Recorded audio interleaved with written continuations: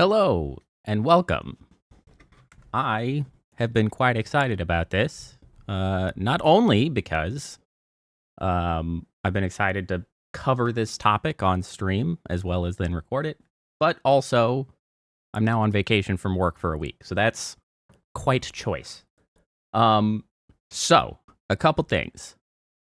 First, sorry, but there's going to be no background music or anything for this particular stream / tutorial business. I realized that I don't have a way to isolate and record only the vocals.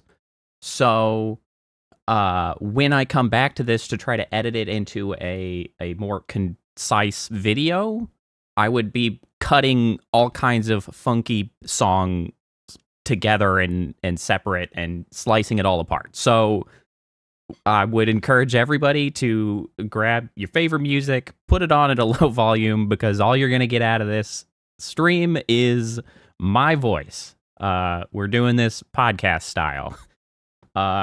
Second, sorry about the funky little freaking half heart guy in the bottom right of the freaking screen. That's part of the chat widget, because for some reason in the browser view on OBS, it's just in there from YouTube. So thanks, YouTube. Very cool. But aside from that, we are ready to go. So what we're going to be talking about today is adding particles to VRoids. And technically any VRM, but I feel like VRoids are just sort of this common touch point that many people jumping into VTubing is familiar with. We're going to go all the way from starting it up, exporting from VRoid Studio, all the way through editing it in Unity and getting it into some kind of application to run it. The whole process. Now, that tutorial exists elsewhere on YouTube. There are several tutorials that do that. So where we're going to be breaking new ground here is that most of the time spent in this tutorial is not going to be about that process, but rather how you make particle effects. How do you make a particle system not look like ass? And what can you do with it? How do you use the subcomponents in a system to make things happen? Because that's what I struggled with finding tutorials for when I have been working on this model. Because once you start looking in that space, you get yourself a lot of game development. You get the occasional VR chat world, stuff like that doesn't quite fly. There's a lot of extra information that you don't necessarily need, and there is missing bits that you don't realize are going to be pitfalls, because making it work on a model is a little bit different. One notable issue, of course, is that in a model, your particle system has to function on a transparent background, a thing that doesn't exist in games or VR chat worlds. You never see through the game to your desktop behind. There's no transparent backgrounds that ultimately has to be dealt with by particles. But when you're using your model, your background is transparent, and so your particles need to continue to be visible on that transparent background. So that's sort of one of those examples of things that you'll never realize is something you have to tackle until you start sort of poking around at this sort of thing. And the tutorials just aren't out there talking about how you make particle systems for a model specifically. So that's kind of the broad strokes of what we're going to be tackling today. I always like to sort of preface tutorials with a little bit of the caveats and sort of credentials, why you should listen to me, but also what you may need to consider as far as things that I don't know. So, namely in this space, I have been working in Unity on particle systems for close to 2 years on this very model.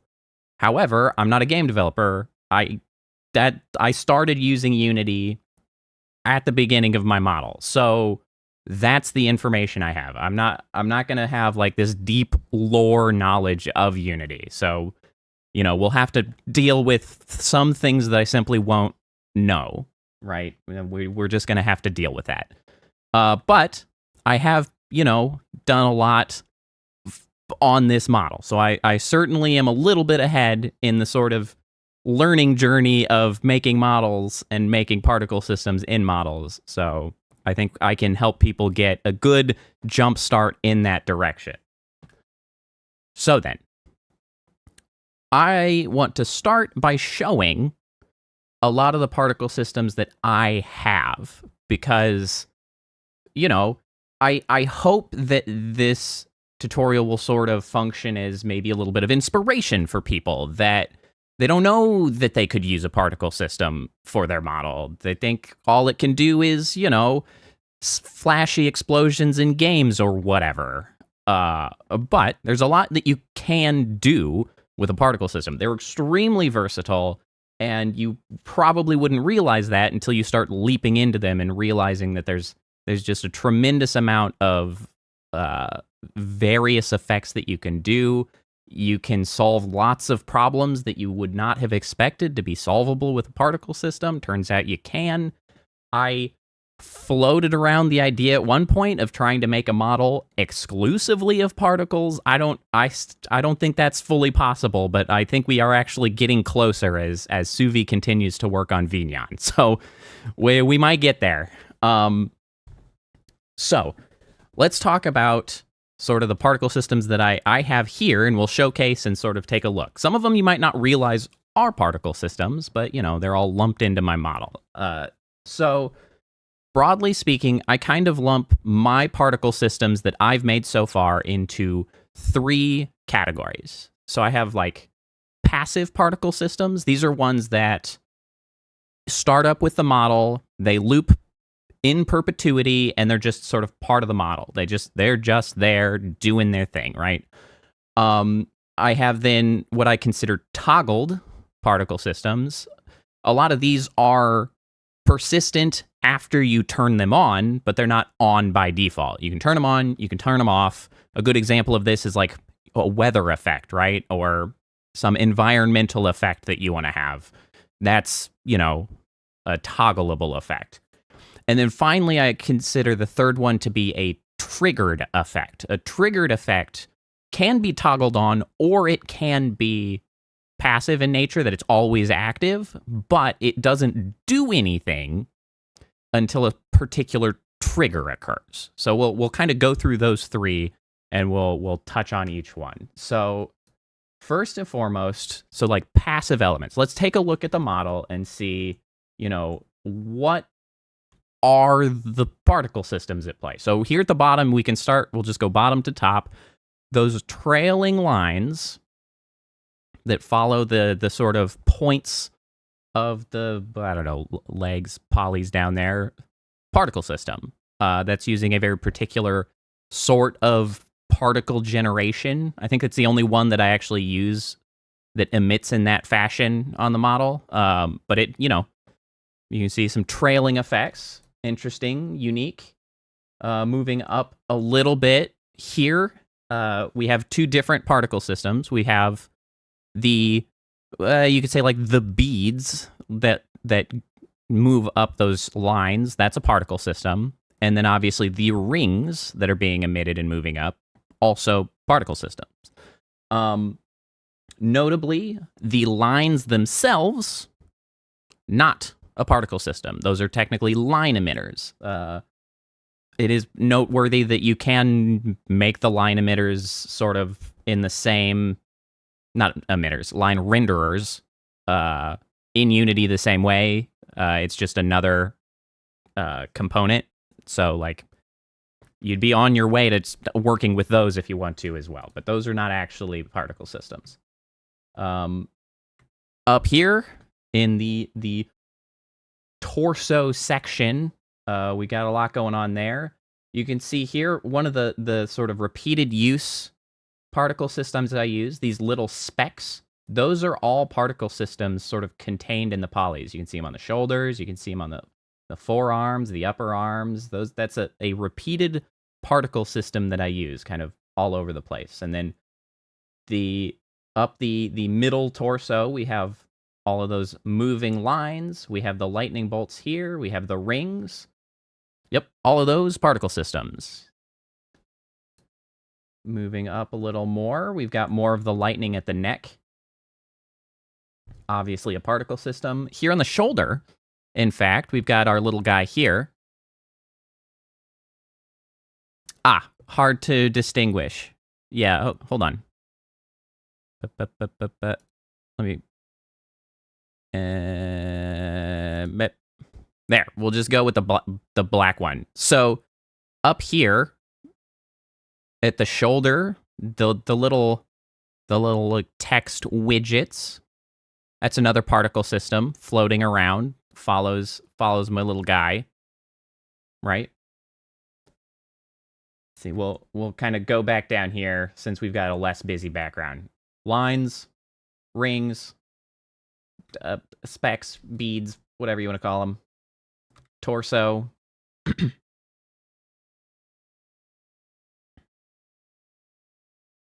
Then up here we got our little shoulder boy. So all of those are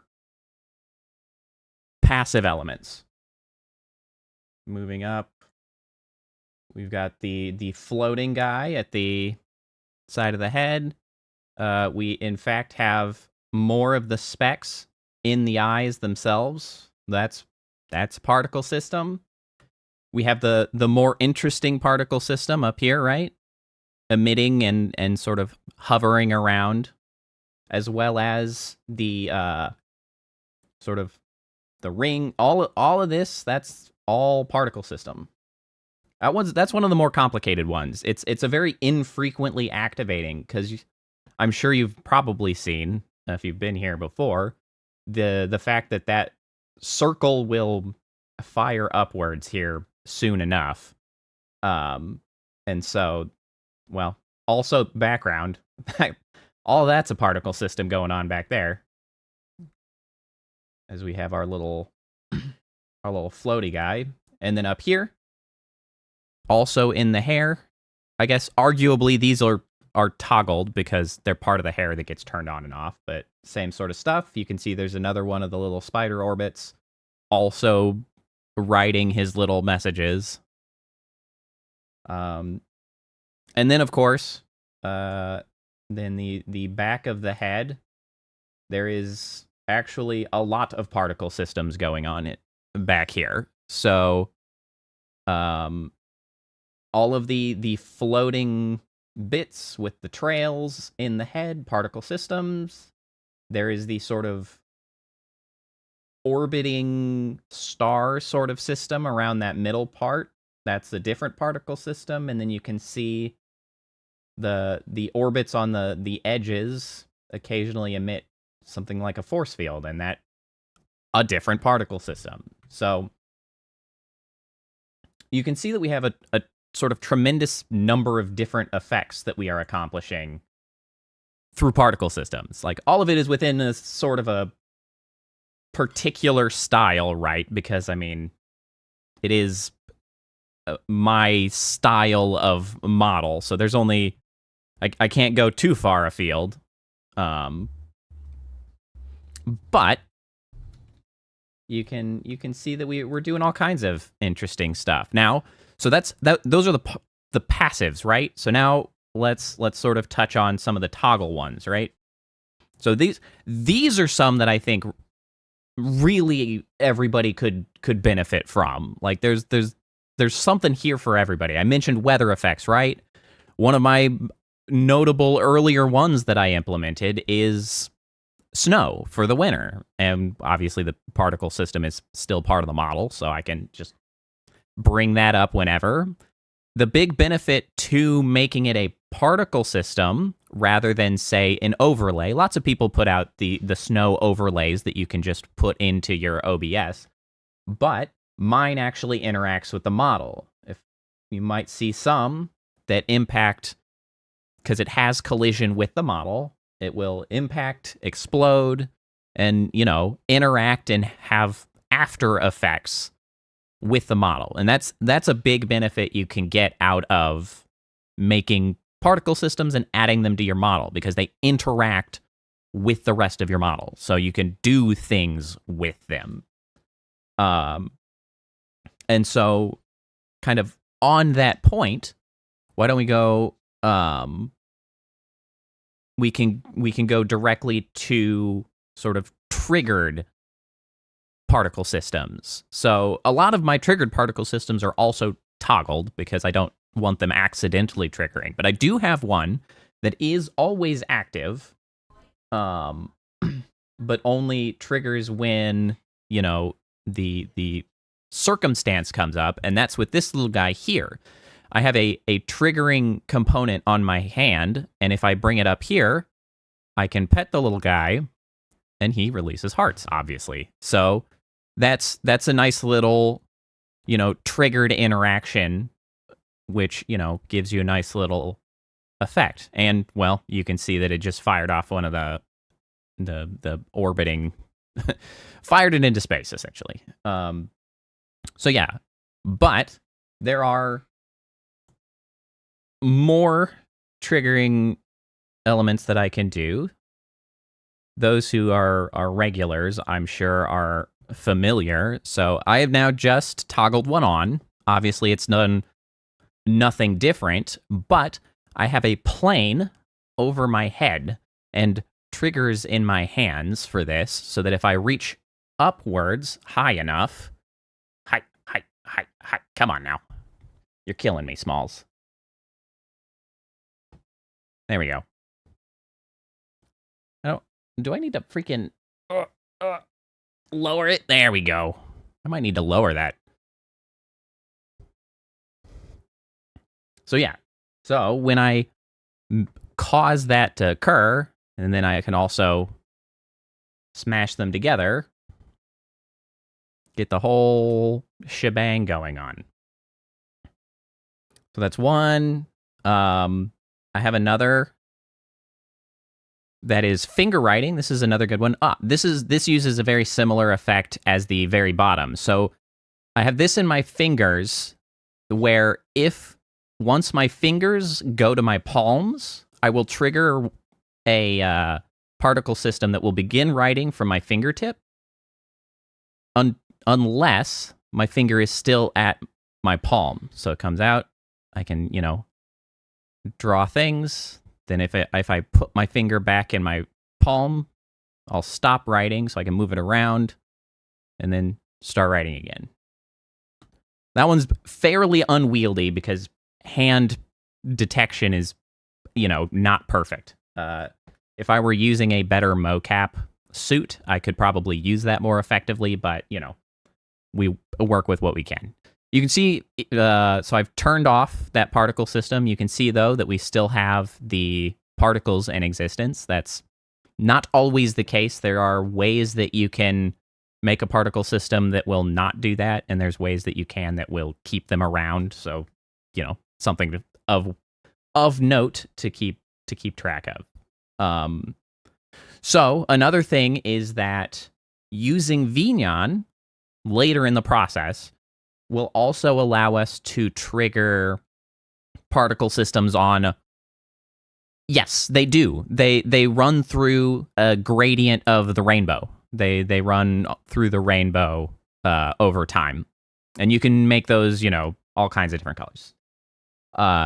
So, of note, also using VNyan specifically, you can also allow particle systems to be triggered by all kinds of other things, not just like your model stuff. As if you notice, my guy here at my sort of mic, if I am loud enough, you can see that it triggers a particle burst from that. And that is based on audio detection. And also, the other people who may regularly visit my channel also know of the more notable audio responsive particle system, which, is part of the wings, that if I get my music loud enough, you will see that particle system start going off. Here, I'll turn on desktop audio just long enough so that you can see that matching the music.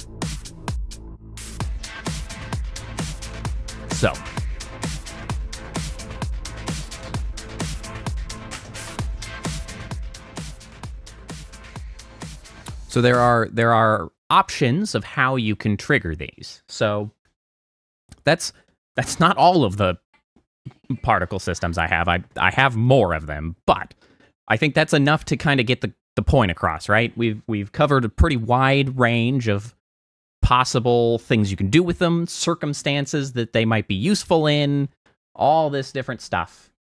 So that's where we're at on that front. So then, let me see here. This is too big. Let me get a little out of the way. Okay. So let's get to the actual tutorial then.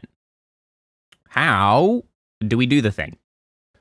So first and foremost, we've got essentially four steps in the process. We need to get our VRM out of VRoid. Let me get my background back. Boop. And boop. So we need to get our VRM out of VRoid, or wherever we're getting VRMs from. Doesn't have to be VRoid, but that's sort of the obvious one, and that's what we're going to use for the demonstration. We get it out of VRoid. We're going to then need to set up our dev environment with, Unity, the various plugins we're going to need. We'll go over that. Then we need to do the thing, right? Go into Unity, make the magic happen, and then we need to get our model out of Unity in the correct format so that it can be used. That's the step. 4 steps. Very easy. Probably. So, first and foremost, I have VRoid here. You can see Kappa's very old original VRM. So, first and foremost, I'm just going to pull out one of these sample models. Just, a whatever model. Just going to open it up, export it, pull it out, and then we're just going to use that. So we open it up. We've done whatever editing is necessary to make, your base VRM. You can get your assets from Booth. You can, do the general VRoid Studio stuff that many more people are much better at than I am. I'm not that good at VRoid. I pull it out, throw it into Unity, and I do all my work there. But we've got our VRoid Studio. We go up here to export as VRM. We get that exporting. It takes a long time. So in general, when you're going to be using the VRM in Unity and making edits to it, you want to essentially eliminate any of the reductions they could potentially do, just because it will limit you in the long run. You don't want to find yourself wanting to accomplish something and realizing because you did this optimization at the beginning, you're suddenly unable to do it. That's going to really suck. So when you plan to use a VRM in Unity, do what I just did. You don't want to let it delete transparent meshes. You don't want to adjust any reductions up. You want to make sure that you're not combining your hair mesh. Keep it all independent. And then from there, you export it. I'm going to use VRM 0.0. I'm not fully sure on VRM 1.0's support still, because I think some applications don't work with it properly. I'm not sure on all of its usages. So I've never had any problems with the VRM 0.0, and spoiler alert, at the end of this, it's not going to be our VRM, so it doesn't really matter. I know that VRM00 works. I could be behind the times on that. I haven't exported in quite a while because I've just had my model in Unity for so long. So we're just going to use 00 today, though. We don't really care about literally any of this stuff. We're just going to export the bad boy. We will throw this onto the desktop. Demo.vrm. Do the thing, do the processing, make the magic happen. And here we have our demo VRM. Okay, so that step one already done. Look at that. We're 25% of the way done, in a certain sense. Okay, so from here we're going to have to set up our environment. We're going to have to get all of the pieces necessary to go forward with, the editing. So the main thing you need is obviously Unity. Now, this becomes a little bit more complicated than it would be ideal, because we have to keep track of what version of Unity we're working with, because this is important. So the old standard, I would say, for working with models with particles, I guess, and displaying it in the end is VSeeFace. VSeeFace is what I used to use. It was very effective, but it was running specifically. Hold on, let me run up this guy. It was so for VSeeFace, you need to use version 2019 for 31F1. And you can do that. That's fine. There's no problem with that. You'll need to use VSeeFace when you're done. Now, I choose to use VNyan. I think it's just better. It's more feature-rich. There's nothing wrong with the VSeeFace, but VNyan just brings a lot more to the table. If you're working with VNyan, you need to be working with editor version 2020-340F1. Those are sort of the necessary versions. I have links to the Unity hub down below. And did I separate them by version? I didn't. I'll add that note of which versions you need. So I am going to be using 2023-40 because I will be using VNyan in the end. Of note, if you edit in 2020 and export your model, it will not work in VSeeFace. If you edit in 2019 and you export, it will work in VSeeFace, and it will also work in VNyan. However, some of the particle system values will not behave as they appeared to in 2019. Some of the physics engine got modified between 2019 and 2020 that causes sort of speeds and sizes and sort of physics interactions to change. And so the outcomes will not be the same as what you expected. So that's kind of where you're at. 2019 technically works for both VNyan and VSeeFace. 2020 only works for VNyan. So keep that in mind. Okay. So once we then have our Unity, the next thing we need to worry about is plugins. We need 2 plugins to make this happen.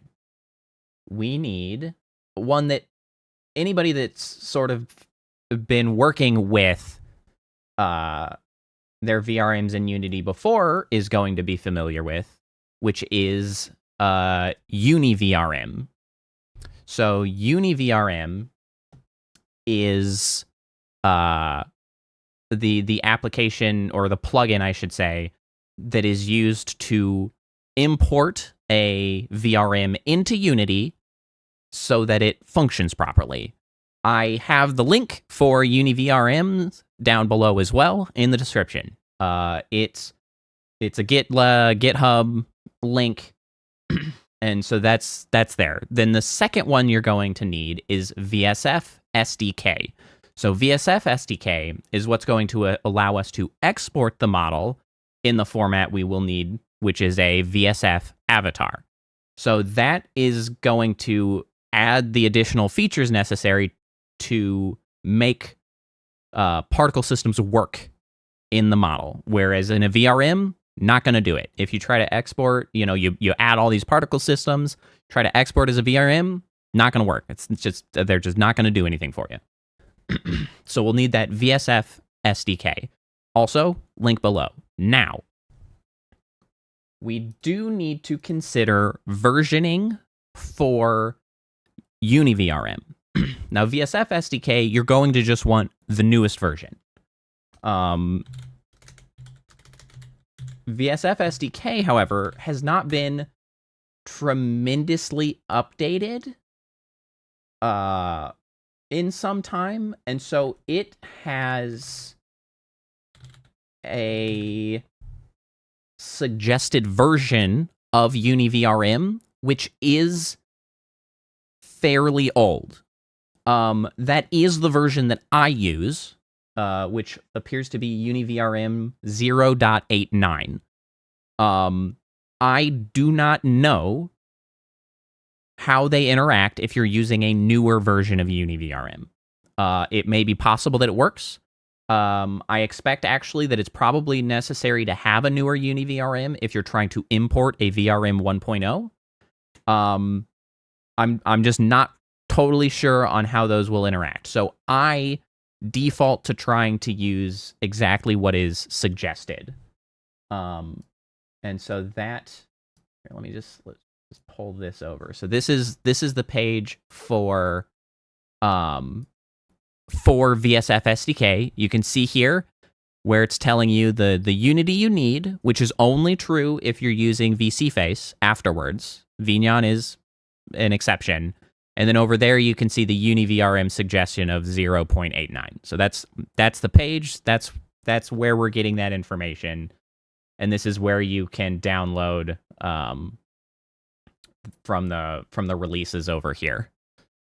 You can download the plugins. So once you have those two plugins, let me see. Do I have those stashed away somewhere? I do. So they will end up looking like, let me just make a copy over here. Copy and copy. So this is what they end up looking like. There, you can see their little Unity packages. You got those two.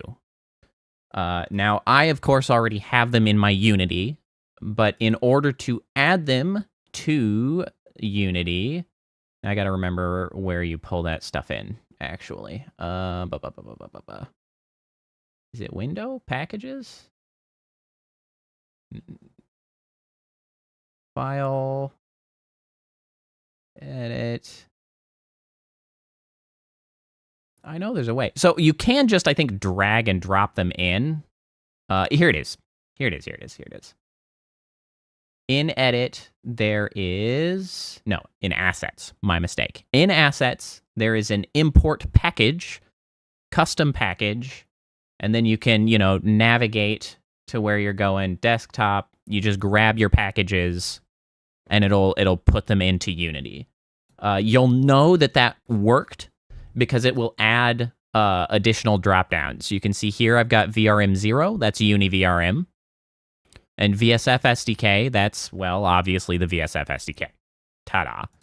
Okay, so once you've got those pulled in, you've got your Unity installed, now we have the environment set up. Now we are good to go on development.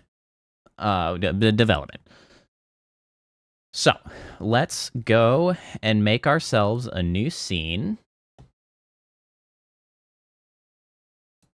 We will name this our tutorial, particle tutorial. We'll open that up.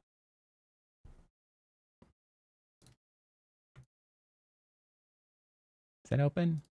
Yes, it is. Okay. So we're now opened up. So now we've got to pull in our VRM. So we go up to our VRM 0 drop down. We go to import.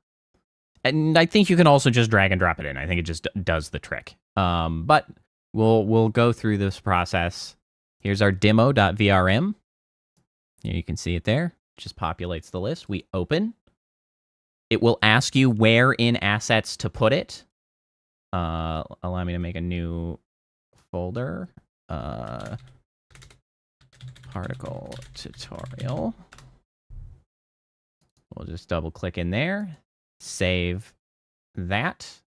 You can see it's thinking, it's processing, it's doing the import. It takes time. I don't know why. It's not that big a file, but apparently it's complicated. So in this process, we'll end up with a prefab and all of the relevant folders under them. And all of those pieces are important. I am by no means an expert on VRMs. I have sort of, over time, learned many of the pitfalls, things to avoid, things that can go wrong, but there's still plenty that I'm struggling to sort of solve sometimes. So down here, this is our sort of asset viewer. I'm not sure what they call all these windows, but this is essentially our asset viewer. And you can see this is where we can sort of find all the stuff, but this is our prefab. So what we're going to do is we're going to grab our prefab, drag it into the scene here, and now it is part of the scene. We can double click on that and it will take us to it. So now we have our model. Now, I would generally encourage, I guess it doesn't matter. I guess I can go ahead and do that. So you can unpack prefabs, but that sort of, I think, runs into some issues with the way VRM operates because it relies on this prefab. And so I think it's usually best if you go into prefab and then open in isolation. So then you end up with this blue background. And now we can edit this. And every time we save, it will overwrite this prefab so that it stays up to date and consistent with reality, you could say. My model is an absolute mess because I unpacked it and it in no way resembles that prefab, and I don't necessarily know how to get it back in line and functional. So don't make that mistake that I made. Work on it in the prefab. Okay. Now, we are ready to start making a particle system. So there are a couple particle systems that, if I've got time, I want to explore and try to make.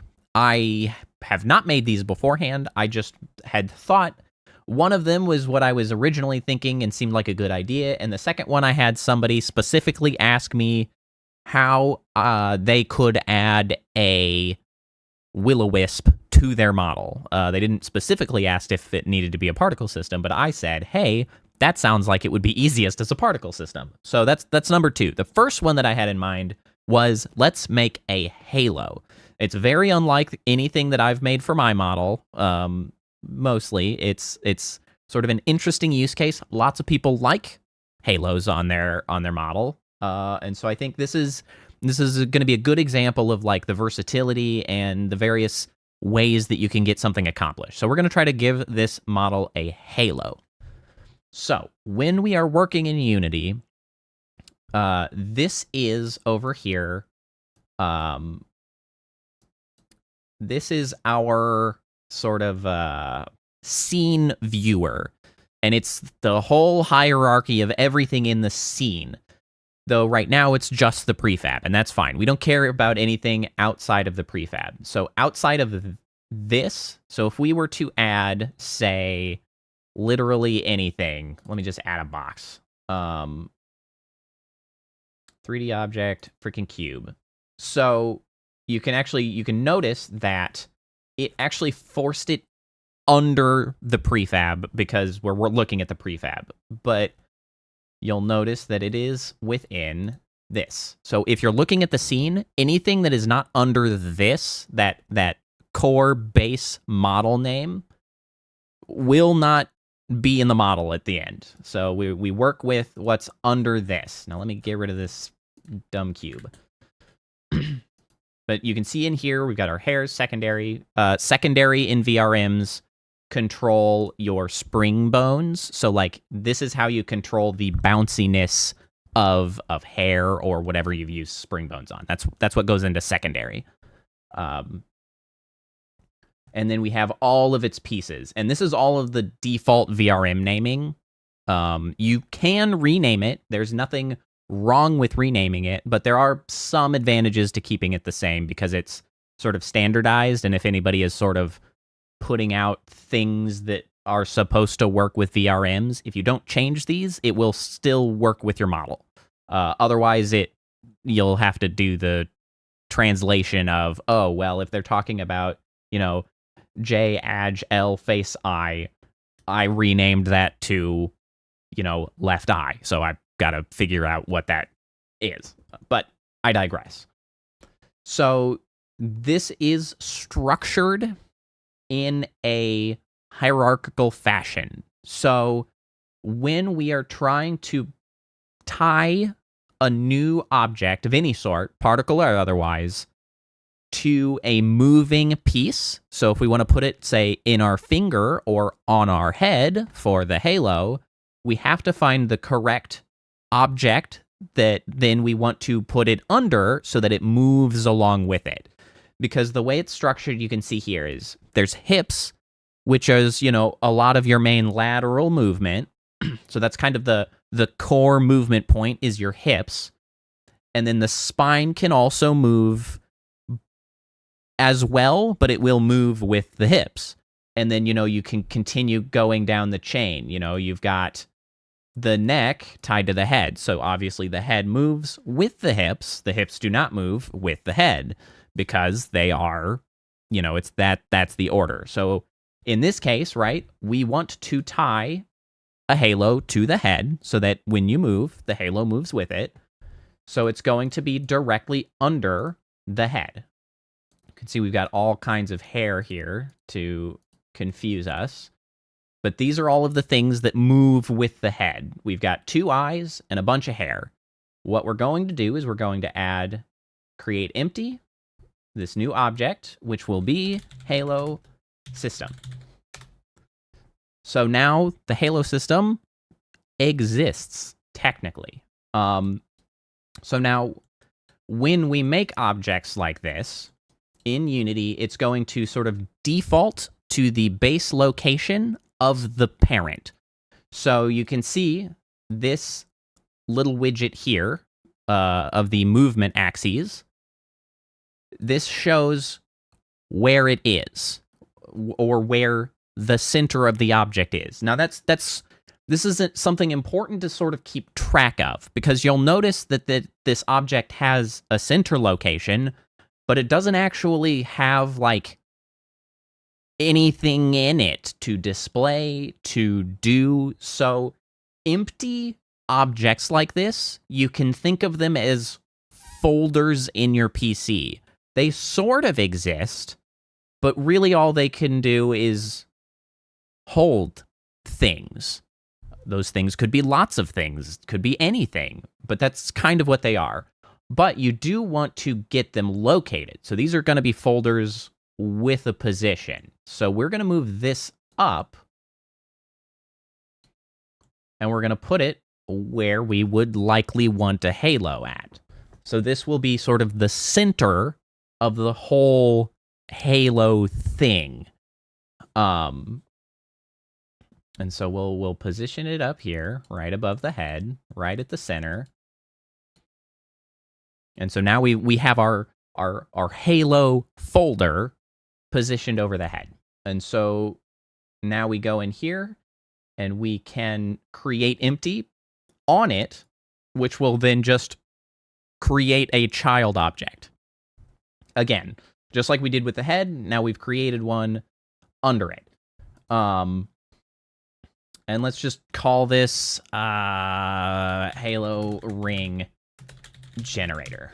We'll maybe change it up, change how we're strategizing and making this happen over time, because there's a lot of different ways that we can maybe make this happen, but that's what we'll name it for now. And so now this, just as I mentioned before, has defaulted to the position of its parent object. You can see it's in the exact same spot. The head's, down there, but we moved the Halo system up, and now its child is there. So let's get started on an actual particle system. So we want to make this a particle system, so we don't want it to be a folder. So how do we make it not a folder? So what we do is we go over here to this inspector for the sort of details of any object, and we will go to add component. We're going to add a component, and you can see I've already searched for particle because it defaults to the last thing I typed, and I'm constantly adding particle systems. So there's a bunch of particle stuff. We don't need to worry about too much of those. What we're interested in here is this particle system, aptly named. So we'll select that, and now we have this whole component added in to the thing. And you can see over here it's starting to do something because it takes on default settings. Let me just get this toned down. So it's not freaking out. Let me give it a material that doesn't look like nonsense. Just grab a little glow guy. All right. Okay. Now we have a particle system that's not pure chaos. So that's where we've got for a default particle system. You slap in a particle system. This is kind of what it gives you, but a little bit more forceful. So you can see here in this list here, it is a long list of what's called subcomponents. So all of this belongs to particle system. And there are a lot of them, right? There's a ton. We're going to work our way through these sort of slowly. But we'll start with the 3 that are on by default, along with the core. So at the top, this first list here is the core elements of a particle system. And I realize that text is very small, and I'm not sure necessarily how to make it any freaking bigger.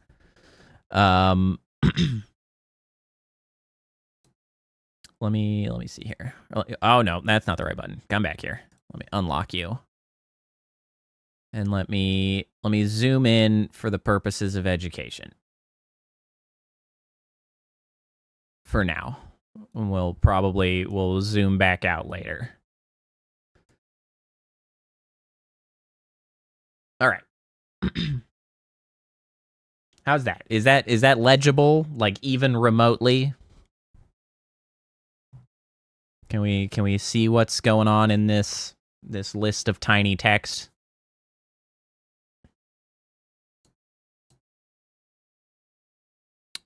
Okay, so this here is the core base traits of the particle system. So we'll start sort of from the top, because all of these are important, right?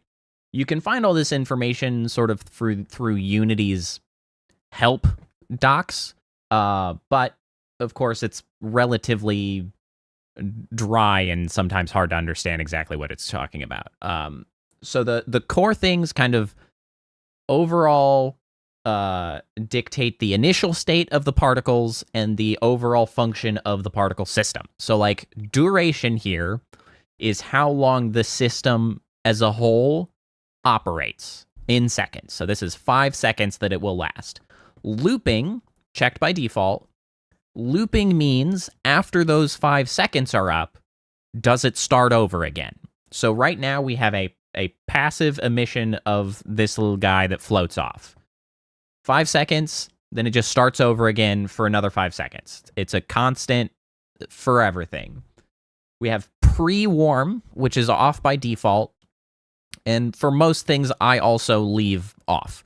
So pre-warm, the intended purpose of pre-warm is that when this particle system activates, it will have pre-calculated the location of one extra run. So it will say what would have happened in the last 5 seconds, because this is a duration of 5 seconds. What would have happened in the last 5 seconds? And I'm going to put that into the space already. So it's sort of like at second 1, it's as though the thing had been running for 6 seconds. And so that can kind of help fill out things if they're supposed to already be occupying space. But I have seen some of the stuff just work weird with pre-warm. So I kind of try to avoid it if I can. But it is there and it can work. I think some of my systems do pre-warm. So start delay, this is essentially how long into that duration before it emits its first particle. So if it's a 5-second duration, if we were to add a 1-second delay here, that means that it would start emitting after the first second, and then so the second through 5th second it would emit, but the first second it will not. So start lifetime, this is different from start duration. Start lifetime is the lifetime of each individual particle. The duration is the duration of the system. The lifetime is the lifetime of the particles.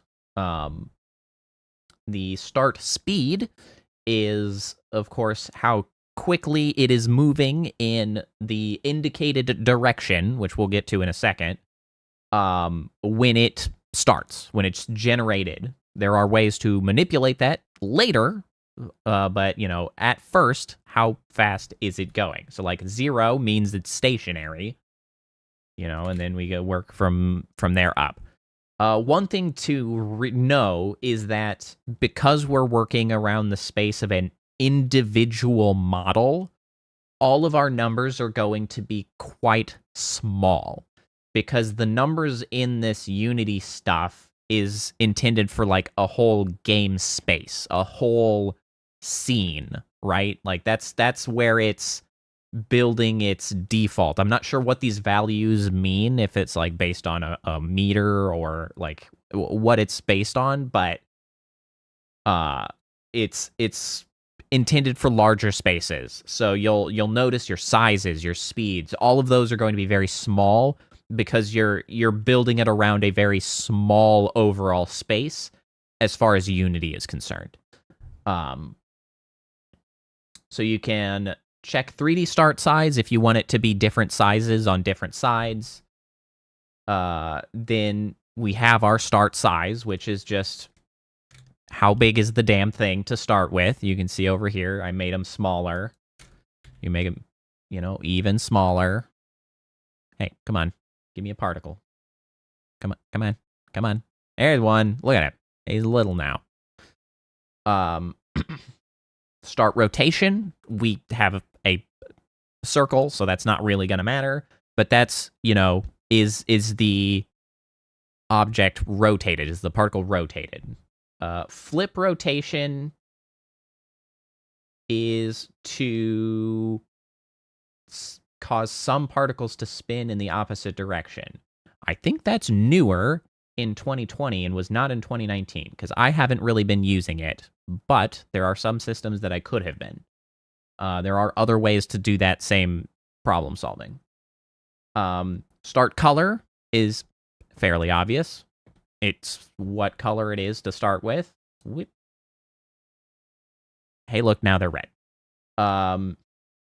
So gravity modifier is, you know, how affected are these particles by gravity? We can add gravity.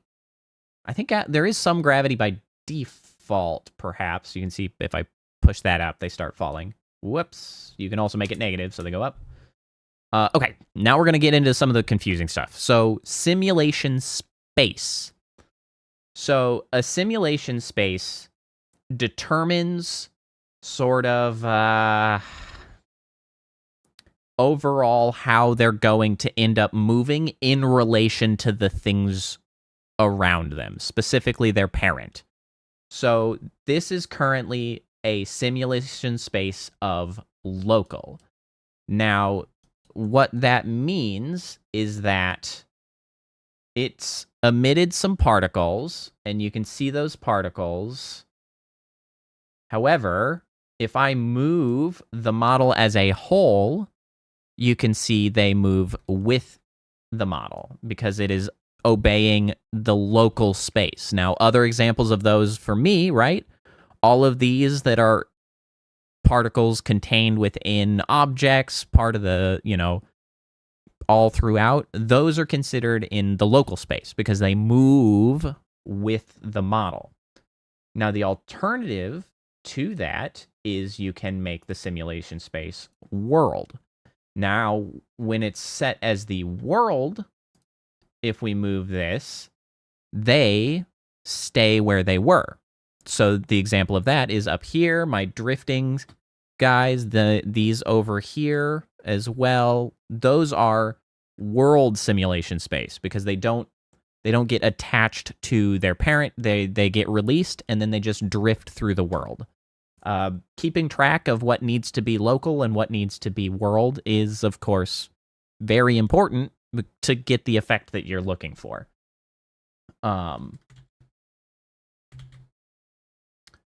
So, next we have a simulation speed. This allows you to essentially slow down or speed up the sort of entire system as a whole. This can be helpful when you are maybe like scaling up or down, like you made it too big and you like it, but like now it's just going too fast, or you want it to cross space a little slower. You can reduce the overall simulation speed, and you don't have to change every single one of the settings elsewhere in order to, bring it back into what you were aiming for. Delta time, not sure. Scaling mode, I don't think this is really that important. Play on awake. Play on awake means that as soon as the object is active, the particle system will play. So that's useful, like with a toggle. Toggling is usually done by like activating or deactivating this system. No, wait. This guy. Turning it off, turning it on, turning it off, turning it on. That's a toggle, and then you want it to play on awake so that it just starts up. Then we have emitter velocity. Just leave it as rigid body. You don't need to touch that. Max particles. This can come into play usually because I need to turn it up. Because it defaults to 1,000, which for most things, probably plenty of particles. But the way that it sort of works once it runs out of particles, it doesn't kill old particles to make new ones. It just stops producing particles until there's a free particle in that list, which can cause really weird effects if you're looking for like a fluid look to particle emission, and then it just gets wonky and starts stopping and starting, and you're not sure what it's doing and stuff like that.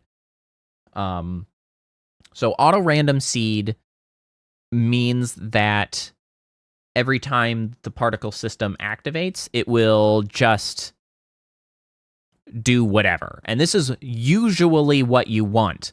However, turning it off allows you to dictate a seed, and because the seed is a random seed, it doesn't really matter. But what you would use this for is if you want two particle systems to do the same thing at the same time. Hey, Mats, how's it going? Welcome. So if you have two like particle systems on either side of something that you want to make sure match, the using the matching seed will allow all of their randomizations to be in sync. So like if you're having it make random colors, or random emissions, random speeds, or anything random, by using the same seed on both system, they will do the same thing. They will look matching, and that's the big thing that's used for. Stop action, culling mode, and ring buffer I have never adjusted, so you don't really need to worry about those too much. So that is the core particle system stuff. Now, the next important thing, that's not all. I forgot about the one note. So on most of these traits, you can see that there is a little drop down to the right. And those, for things like this, say the start speed, this allows you to change between something like a constant or a curve or some random stuff. As I was just saying, right, about the random seed and making them match, this is because you can be operating random. So, for instance, one of the very common ones to add a little bit of variety to the way the system looks, you can do, say, a random start speed between two constants. So that makes, let me get a view to the side. Let me adjust this up so we can see it more. So now, well, if my big dumb face wasn't in the way, you can see that we have some that are a little faster, some that are a little slower. It gives it a much more organic appearance. It's not so stagnant. We've got some movement, some dynamism, if you will. And so that's something that you can do to lots and lots of different traits. And that's always this drop down here. So you can kind of check, what's going to give me the option I want. Colors, same way. You can pick a color. You can pick, random between two colors, random color, things like a gradient. So these are good ways to, get a lot more going on. I have some pre-built gradients that I've been using previously and, things like that, which you can see now. Now we have all kinds of different colors happening. So that's easy ways to get a lot of variety going. So those drop downs here, very important things to keep in mind. Okay, so next on the list of, automatically activated subcomponents here is emission. Emission is what dictates how particles are produced. That's pretty much what it means. So the number one here you can see is rate over time. You can see I just increased that so that you could see it better. So this number is how many per second. Make it 1, it's 1 per second. We'll have 5 particles out at any given point in time because they decay in 5 seconds. So we end up with 5 particles. If we want more, we can say 5 per second, and then we end up with a total of 25 particles. Very simple, but, that's how we do that. So that's sort of the basic, straightforward particle emission. We do have some other options, and as stated, we can change these to a curve, random between two constants, give it a little variety, using those as well. Something to keep in mind is that trying to do numbers smaller than 1 starts running you into some weird behavior. Specifically, the first one is not emitted until essentially like the end of the process, not the beginning. So it doesn't emit one at 0 and then wait 10 seconds in this case, because I said, 0.1 per second. It waits 10 seconds first, and then it gives you a particle. So it's something to keep in mind that you're not going to get a particle immediately if you just make that number smaller. But there's a way to do that better, and we'll get to that in a second. So this other option is called a rate over distance. So this is the value used to do things like the trails on the bottom of the model, or the finger writing. Because the way that works is it will draw particles based on the distance the emitter has traveled. So if in this case we say, 100, you'll notice that we're not immediately getting any particles because, well, it's not moving. But if we drag it, suddenly particles happen because it's moving. So it is particles over a distance, which can be very useful for a variety of effects. But that's what that is. Can be very, very key to make certain things happen. Rate over distance. Obviously, the ones that I do for like the writing and stuff, those look that way because it is a rate over distance with 0 speed, so that, yes, motion is the trigger to generate a particle.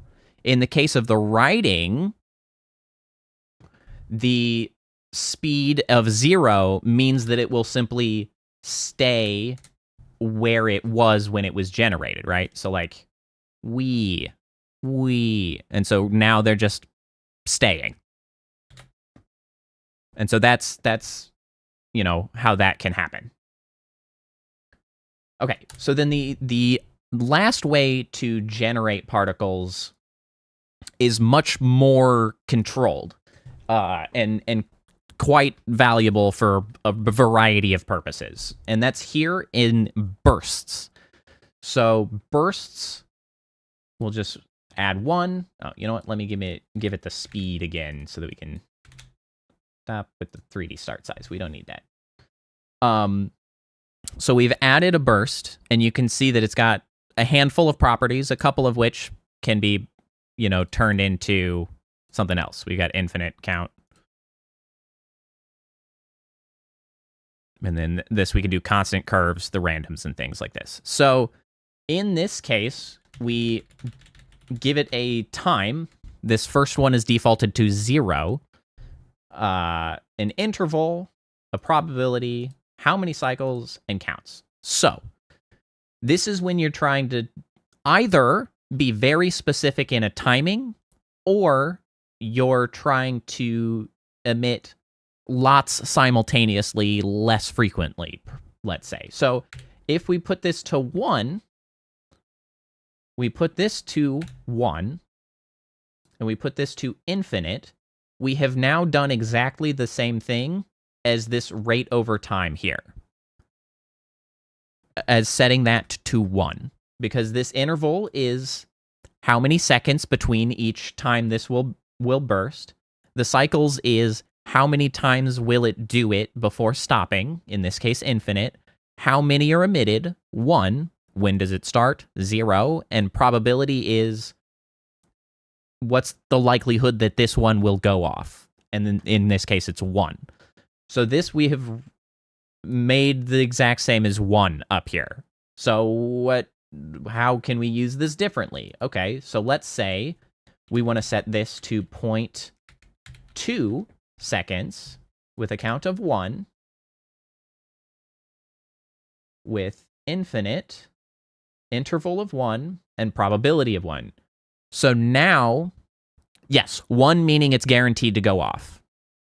This is a 0 to 1 percentage probability, essentially. 0, never. 1, always. 0.1, 10%. 0.5, 50%, etc., etc. So now we have sort of reproduced the idea of 2 rate over time, except rate over time is always a consistent pace. It's, it's at 0. If it were 2, it'd be 0, 0.51, 1.52. At each one of those intervals, it would fire off a particle.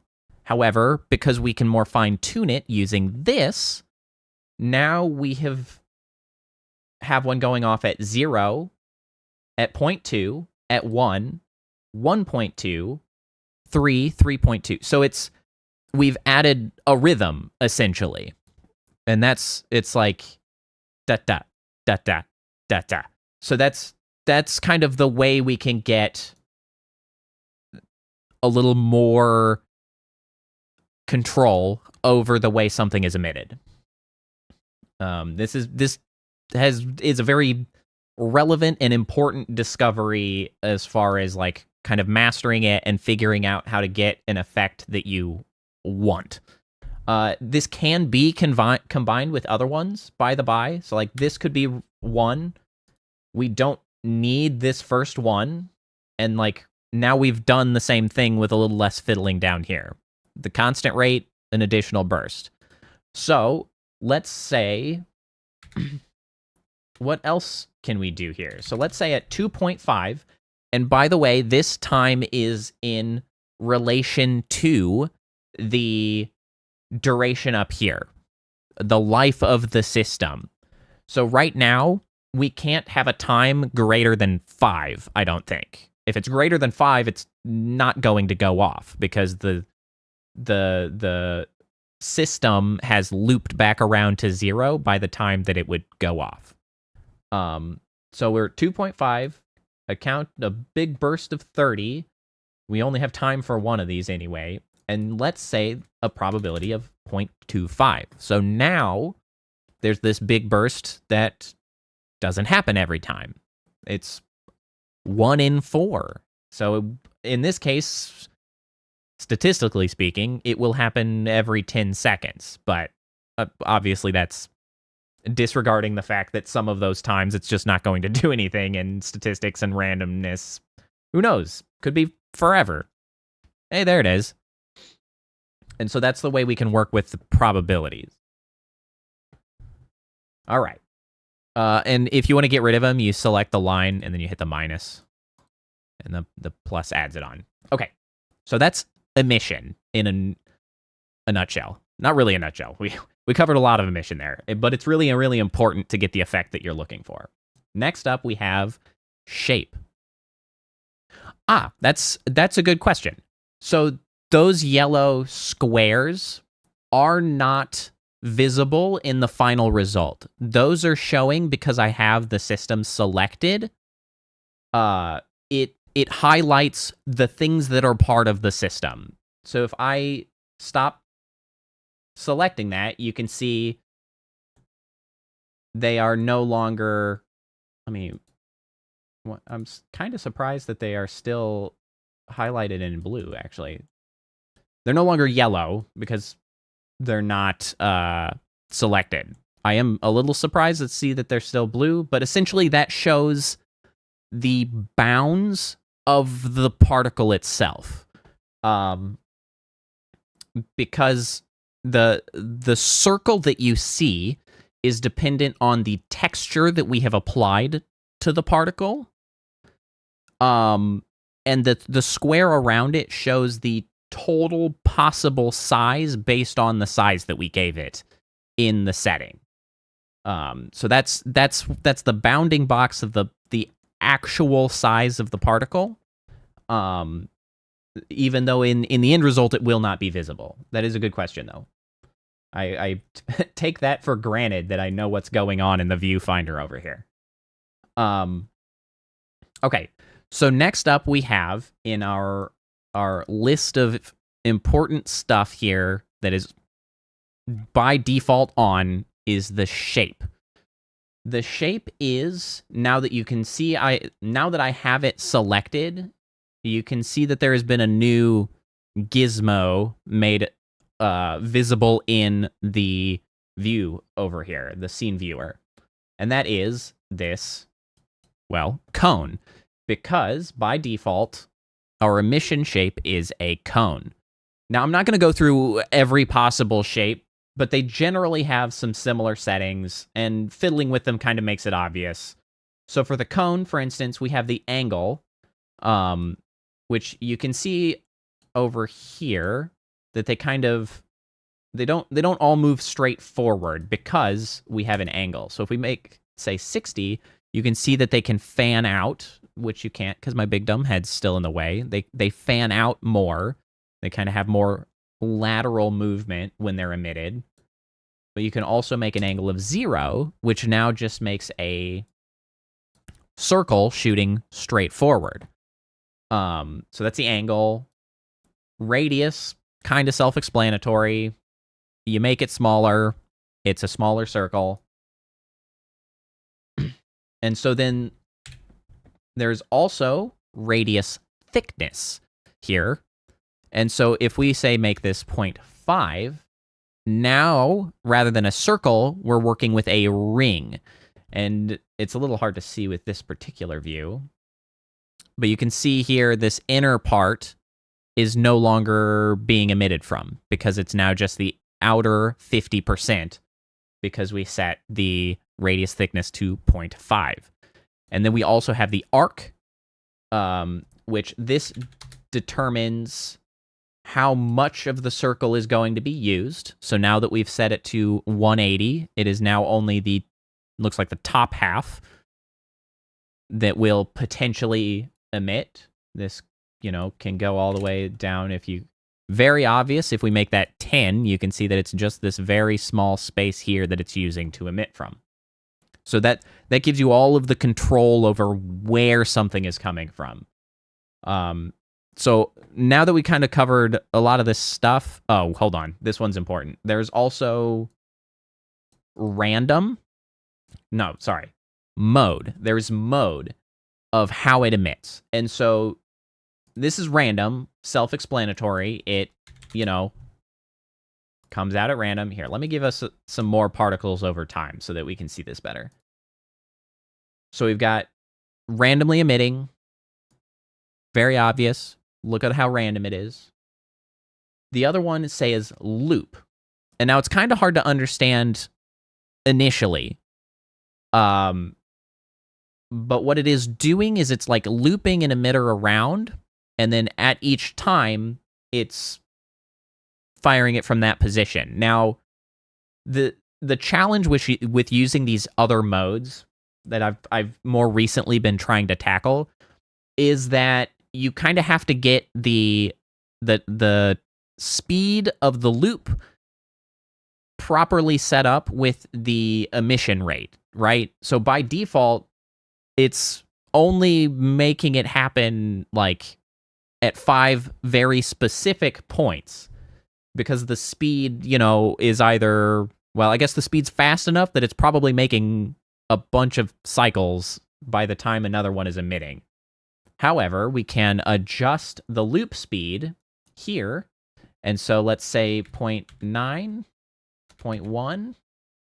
Now we can far more easily see how this is working. You can see that there is a emitter that's looping around the space, and it's then emitting from that position specifically, not randomly anymore. It's going around. And so this can give you certain effects that you might aim to do like this, rather than, you know,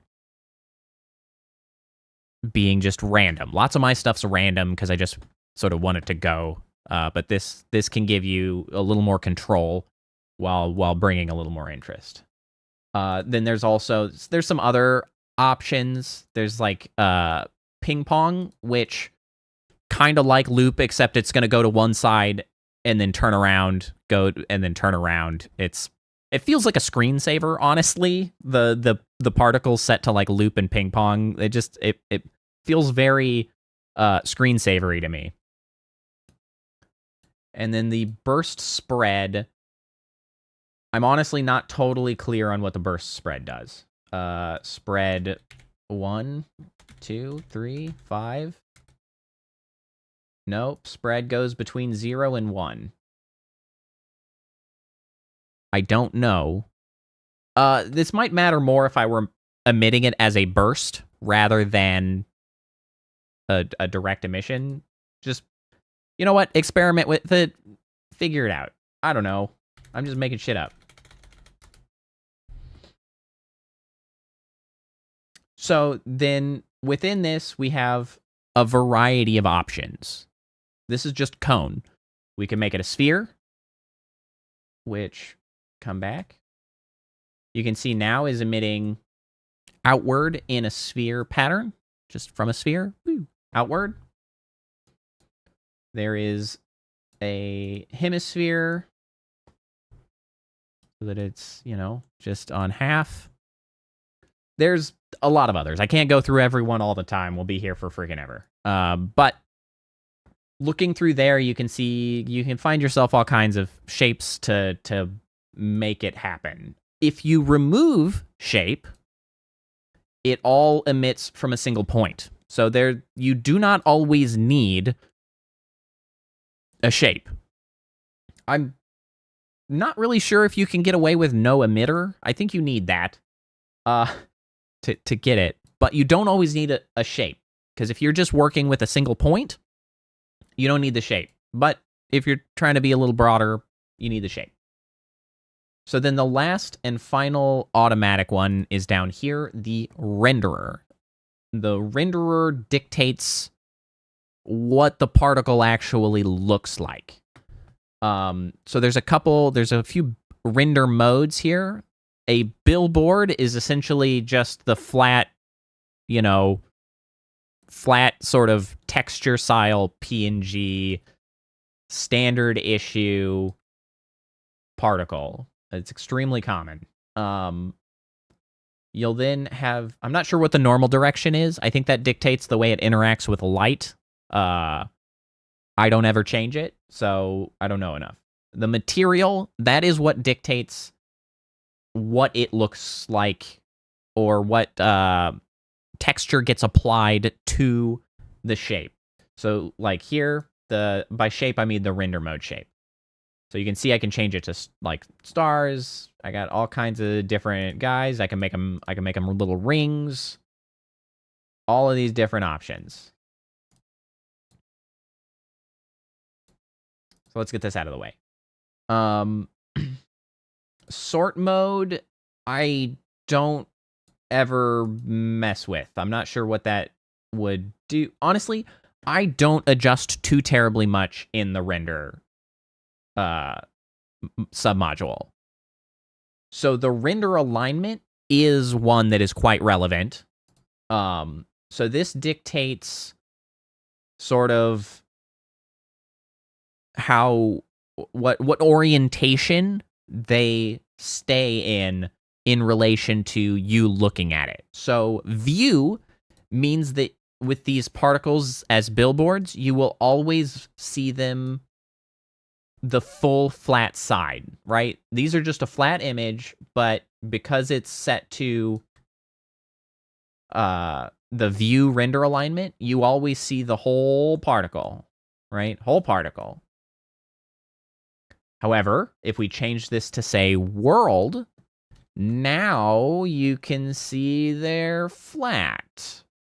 So sometimes this can be useful, but obviously when they're just a billboard like this, this is pretty weird. Here, let me move this over here so you can actually see what I'm talking about. This is not really what you want to be looking at. This is a little bit wonky, but we've made them flat, and so that's just, you know, us screwing it up. There's also local facing, which is similar to world, except in this case, it is part of the head, right?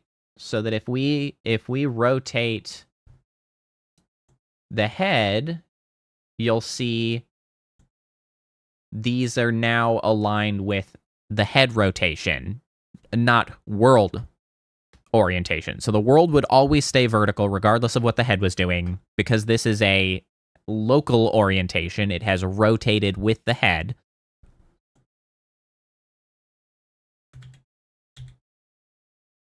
And then there's also, I'm not sure what facing is. Velocity faces the direction it's moving. You can see it's kind of, you know, actually, this actually does give me a really kind of a decent idea. So because of the way this velocity facing works, this would actually be very good for, and very interesting in making, even for my model, anybody in the digital space, right? Making little like floating transparent digital screens. with minimal effort. Essentially, you can make, if you move them away at very slow speeds, it will, look like it's always facing the face, right? Because we've got it set to the head, it's sort of floating away. That's a little trick we can use. I might come back to that later to actually make that happen, because that sort of in this use case, it's quite interesting. Not always what you want, though. Not always the angle that you need these to be in. So commonly you're going to use view.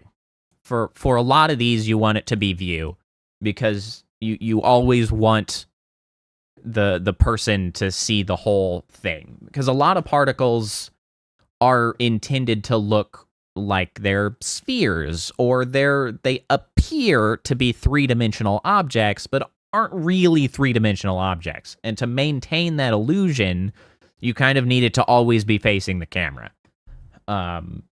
But it's important to know what that this option means, because there are plenty of circumstances where you're really going to want to fiddle with that to get an effect that you might be aiming for.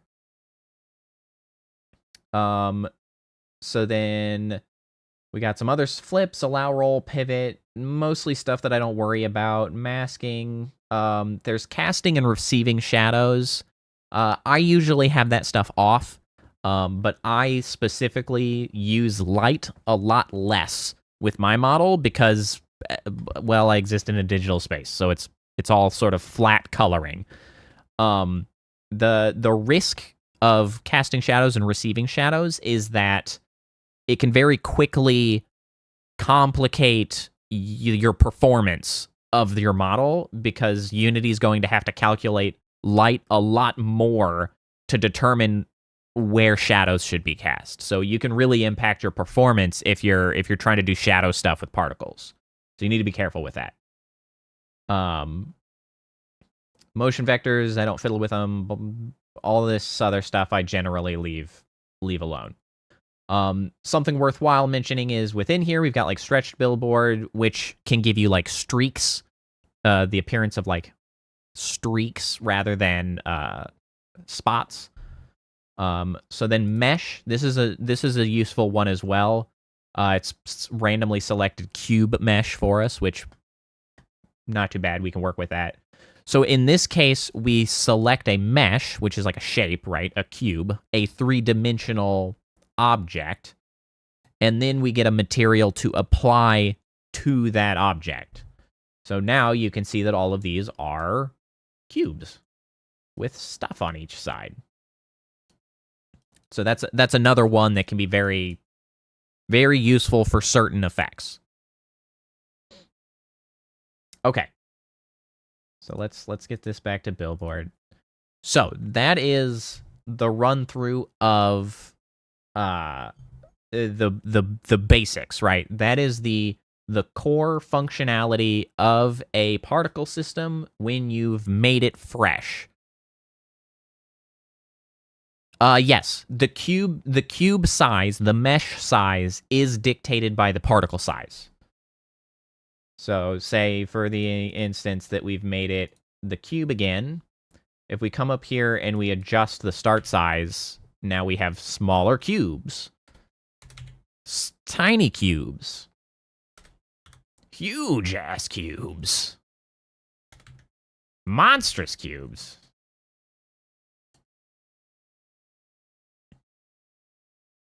So yeah, at that point the mesh is the particle, and so it's going to obey all of the sort of rules of the particle.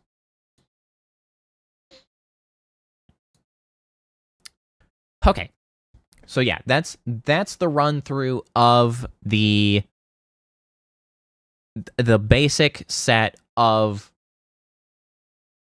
particle subcomponents when you make a new one. Those are on by default. There's a lot more, but I think we'll sort of tackle those as we get to it, because hopefully you might have started getting some ideas how we can accomplish the goal that we set out to, which is right now, we want to make a halo.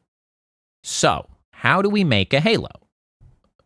Let's start from there, and then we'll worry about it afterwards of, we'll touch on more components as we try to use them, essentially. Let me shrink down my view here, because I feel like there's not enough freaking space to work with.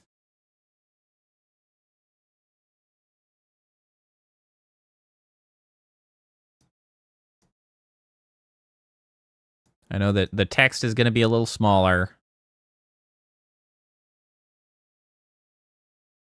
but I gotta get some more space in here so that we can see the effect of the choices we're making here. Okay. Yeah, that's pretty small. Okay, so first and foremost, changing the start color just to yellow because halos are kind of yellow. And so the first thing we need to worry about is the shape. So I think what we want is a circle shape, but we want a speed of 0. We want our shape thickness to be very thin. We need our size. I think I'll adjust the overall size here of the so when adjusting size, this is kind of a worthwhile note. When adjusting overall size, you can see that I adjusted this here.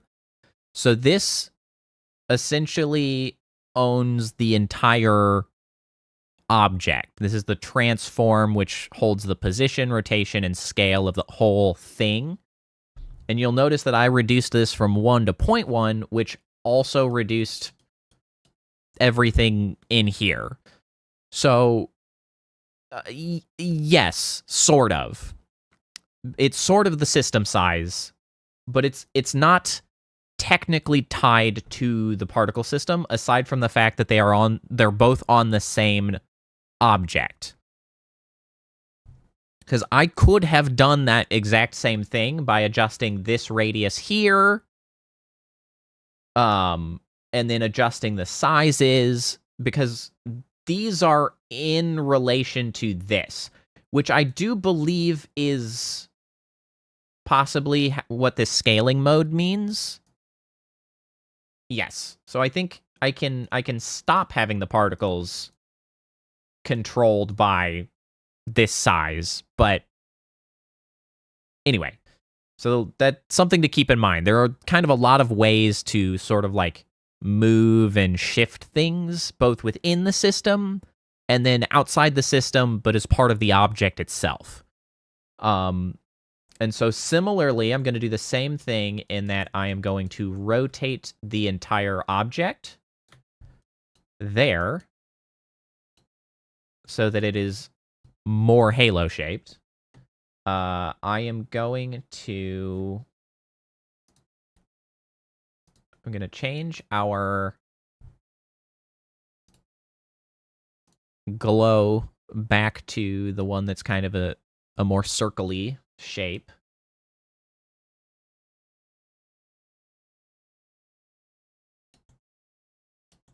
Is that how do we feel about that size? I want to make that a little smaller.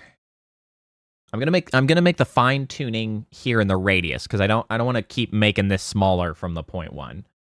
I'm also gonna switch the simulation space to world or to local. I noticed that when I rotated it, the particles stayed vertical.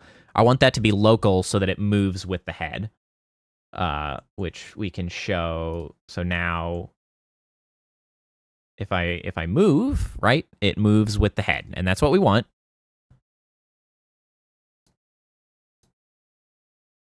So then we're on the right track. One way that we can do this is that we can then stop this being random. We can make it a loop. We can emit more. Ah, now we're getting somewhere. So we can see that we're on the right track, but we need more particles, right? And so to keep in mind, what is dictating our maximum number of particles is sort of the cross-section of our rate over time, our duration, and our lifetime. Mostly our lifetime, honestly. So we look like we're covering about half. So if we up that to 10, well, would you look at that now that they last 10 seconds? That's exactly enough to get it all the way around. I did say that I was going to make that a little smaller, though. Let's 0.8, 0.7, 0.6. Yeah, that's a nice halo size, I think. And so, at a very simple level, we have a halo, actually. and by all accounts, what we have here is a halo.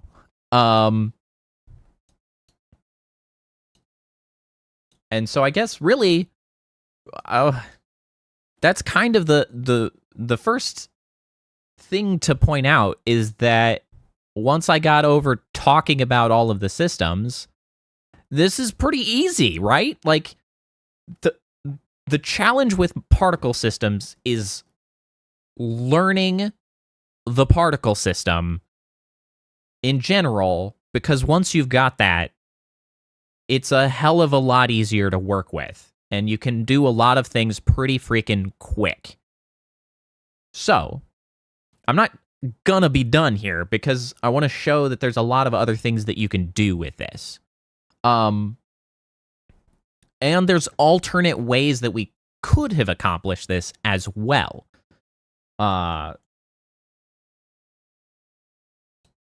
So let's first consider some alternate ways that we could do this or that we could make it better.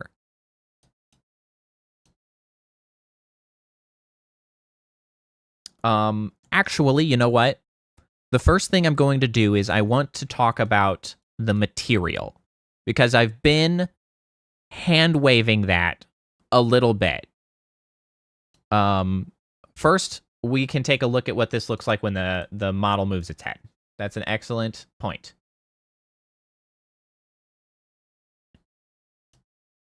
So with the head, if we move the head, it sticks with the head, obviously. It's pretty much that simple. If we move it by the root and we move the whole thing, you know, it stays with the head. Now, there are ways to make that sort of more interesting, give it a little bounce, so to speak. But that's kind of going outside of the particle systems. So so you can add wobble, but I'm not going to do that right now because that's an extra thing. You have to use parent constraints and tie it to a spring bone. I'll just briefly explain, essentially. So you use a spring bone like you would for hair in a VRM. That hair you then don't add any visible components to. It's simply an invisible armature that moves around. And then you can parent constrain the particle system to that moving armature, and then it will move with it. However, parent constraints are something that I think I will tackle at another time because they are not complicated, but there's a lot that they do and a lot of bits to them. I do think parent constraints are really worthwhile in talking about, but I think it's beyond the scope of this basics of how do you make, you know, your first functioning nice particle system. Because the wiggling, excellent sort of enhancement on the halo, but this is at least a functioning, viable halo. Okay, now there's another way that I kind of immediately thought to accomplish this, which is doing sort of something similar to what we are now, right? Right now, we're looping around and we're producing a particle as it moves around the halo to make a full thing. There's another way to do that. There's several ways to do that, actually. And so let's reduce this rate. Yeah, enough particles to look solid. So let's reduce the rate. Actually, let's not do any rate over time. And let's simply do one object at the beginning of the system, which ends up at 2 because they last 5 seconds each. They are conveniently directly opposed from each other. Very convenient. So, what's another way that we can get these to do sort of the similar thing of going around and then giving us sort of the end result we want? And so, one of the ways that we can do that is another one of these systems called, let's see, it is velocity over lifetime? There it is. Velocity over lifetime. So this brings another variety of effects that allow us to control velocity rather than only at the sort of creation of the particle, but throughout the life of the particle. So here we have some of the same settings, such as, you know, is this local space or world space? And we have sort of speed modifier to overall control the speed here at the bottom. And then we have sort of 3 main ways we can modify speed. We can linear with X, Y, Z of just a constant velocity in a direction, right? So like you could create rain and then just apply a constant velocity, although you could just use gravity for that, but I digress. Orbital, which is around the center of the system, which you might quickly pick up on sounds pretty useful. And then radial, which is in relation to like a straight line from the center. If it's a positive radial, it'll go out. If it's a negative radial, it'll come in towards the center. So this kind of allows you to make sort of gravitational appearances, right? So it's like a positive radial will be going outward, and negative radial will be going inward, and then the orbital can go around. So then there's this other effect here called offset. So offset is not actually adding a effect at all. It's not linear, orbital, or radial. Offset allows you to move what is considered the center of the particle effect. So you can set the particle center like very high and then, you know, have a radial effect to go towards the center, and then you will be going up towards the now center located up there. So it gives you a little bit of fiddling with, you know, I want the particle system to be here. Well, let's go ahead and just like look at what that means, right? So we've got these. We have an idea, right, that orbital sounds like it might be useful. Now we have to figure out which axis it's on. This is the x-axis, not helpful. The y-axis, also the wrong one. Of course, it's the last one I tried. Z-axis, aha. Now, we are going somewhere. We can see that the spawn position isn't really right. So let's make this better. So we don't need in our emission, or rather our shape, we don't need it to be a loop. Let's just make it random, but let's make the arc 1 so that it's always starting in the same spot. It should. Yes.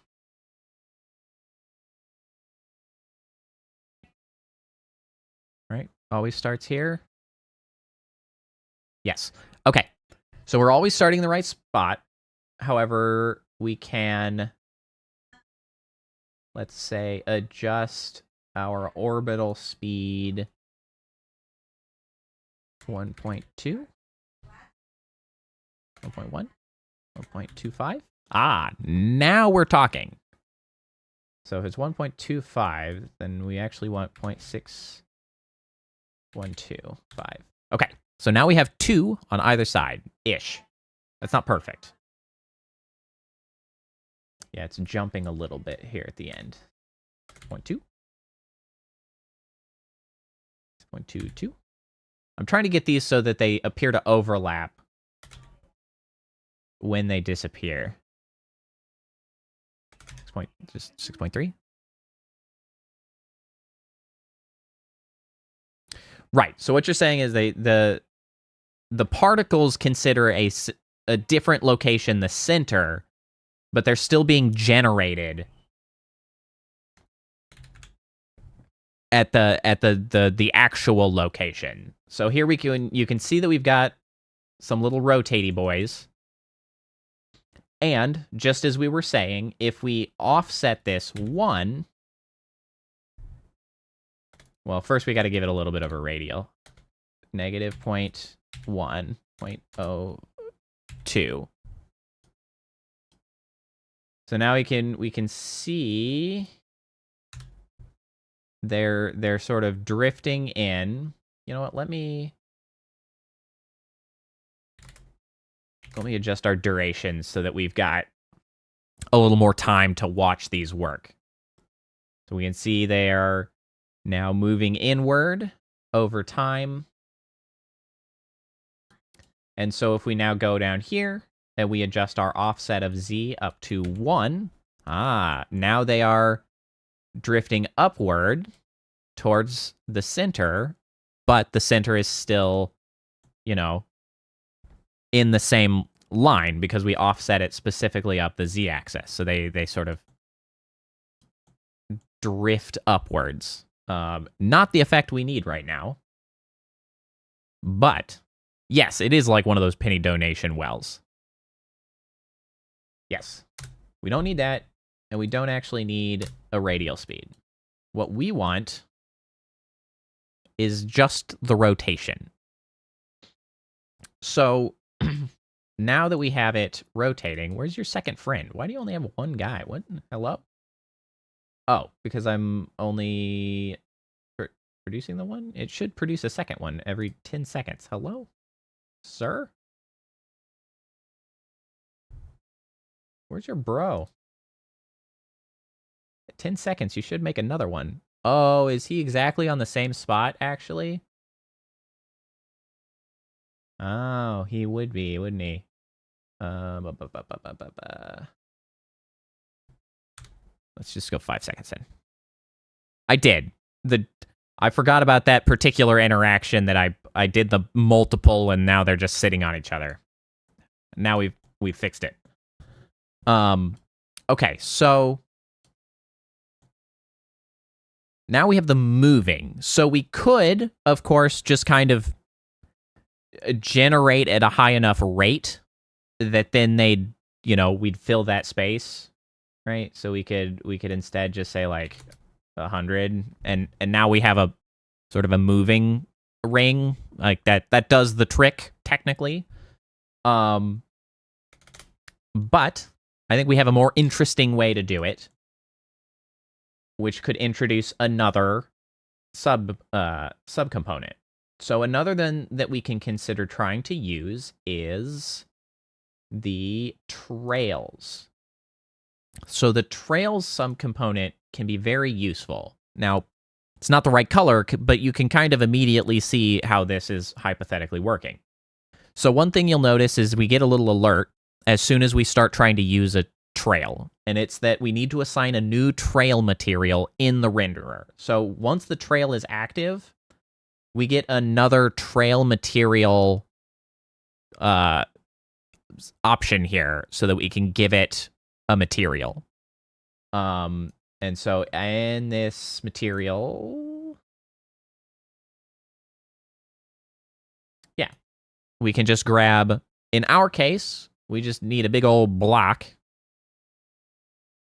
so that it just inherits our color. I don't actually know if that one's going to work. I'm not sure what shader that's using, but we can worry about that later.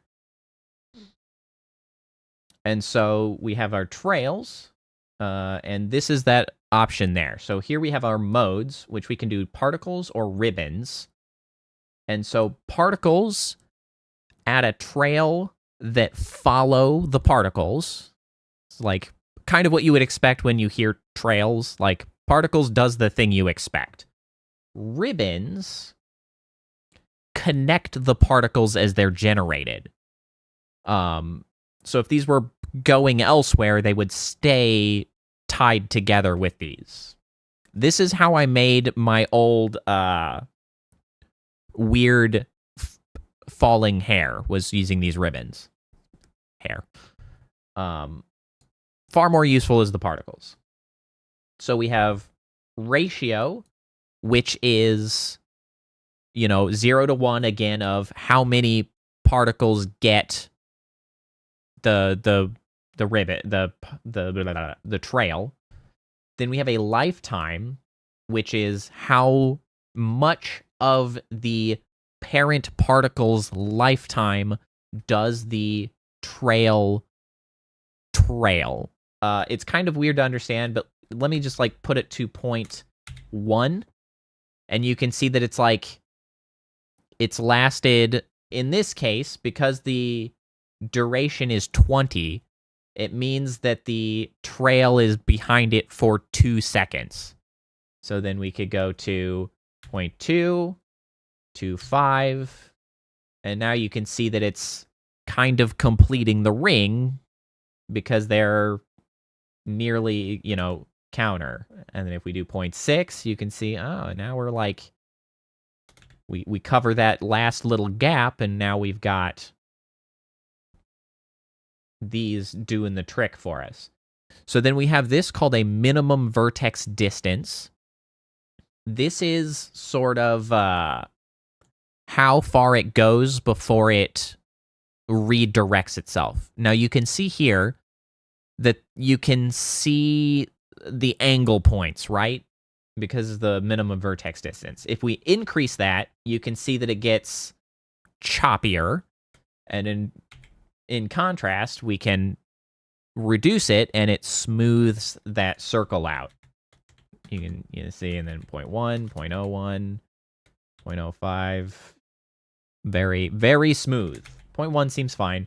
This is another one of those things that you have to be a little careful of putting it too high, because it will, if you have a lot of particles generating a lot of trails with very low vertex distances, that's doing a lot of calculations for where they're going. And you got to be careful or you'll start hitting yourself with performance.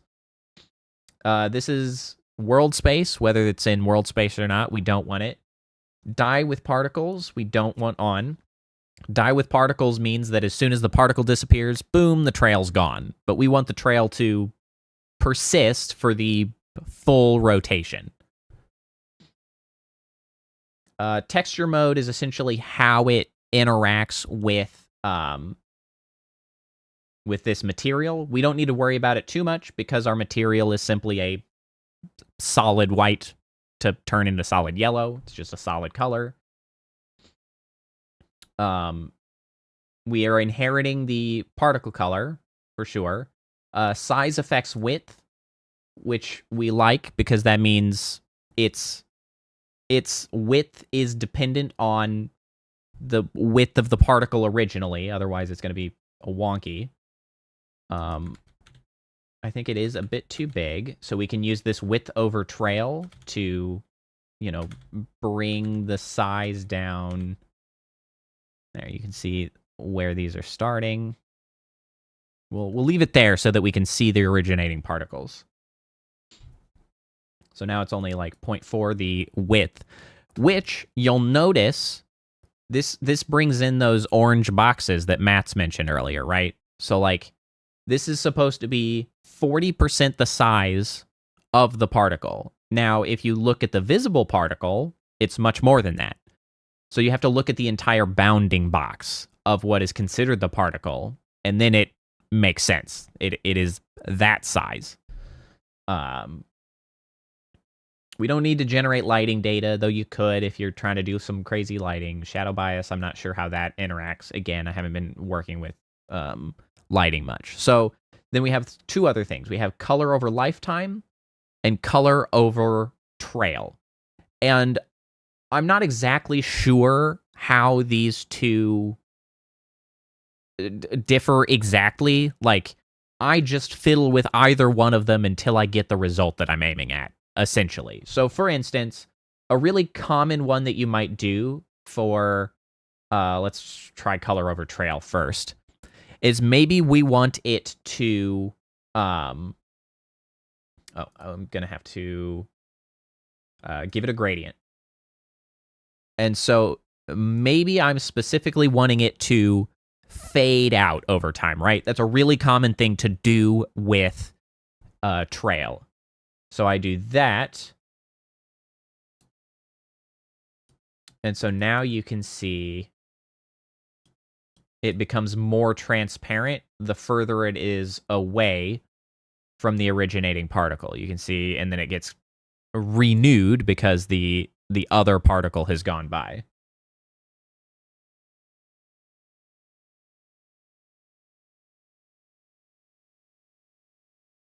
Let's see, can I make this duration actually lower? There, that makes it a little more obvious. You can see that it fades out over time. And that's what we do get with the color over trail. I'm not sure if that's... So how's that different if I do color over lifetime?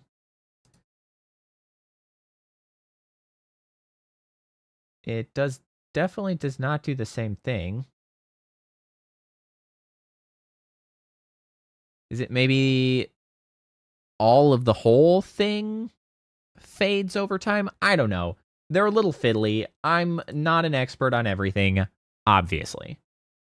But yeah, so you can see that kind of works that way. Another common thing is you can switch our width over trail, and you could make that a curve. And if we pull up our little curve editor here, we can adjust that over time as well. And you were saying like a comet, now you can see that it is fading out and reducing in size over the trail as it goes. So that's not exactly what we're going for right now, but this is also an effect that is interesting. You can see it's a little messed up over there because it's... We'd have to smooth out what happens when the particle dies. You can see that's where the particle dies, and then the trail is sort of figuring it out, but we're not really doing that right now, so it doesn't matter for our purposes. But I'm just sort of trying to bring in some of those other effects that we could be working with and what we could make them do, right? Just make that a constant. We'll just make that our constant color again.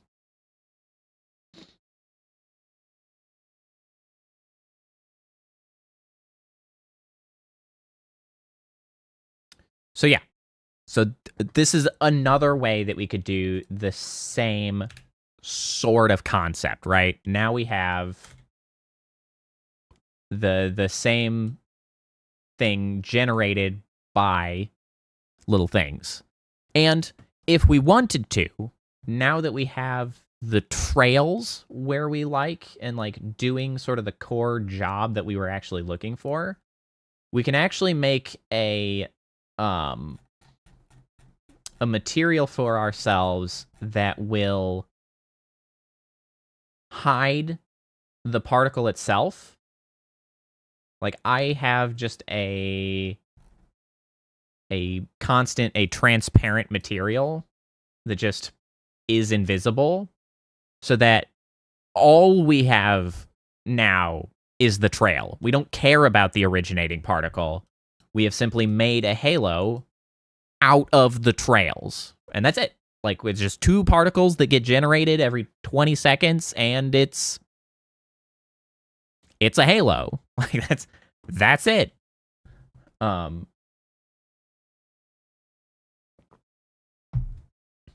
Okay.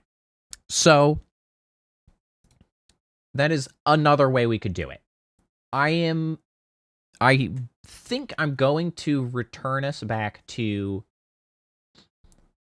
the original tactic we were using to create the halo, because there's a couple things that I want to show as additional options that we could use to sort of elevate the halo. But I think they're actually going to be easier to execute using the other tactics. So we're going to turn off the trails. We're going to turn off the velocity. We're gonna grab back our material. I have an expectation that we might only have time to make it through the one particle system, because explaining all of the bits takes a lot, and I don't want to add so much into the tutorial that it becomes confusing. I can always come back for, hey, let's talk about a new particle system another time,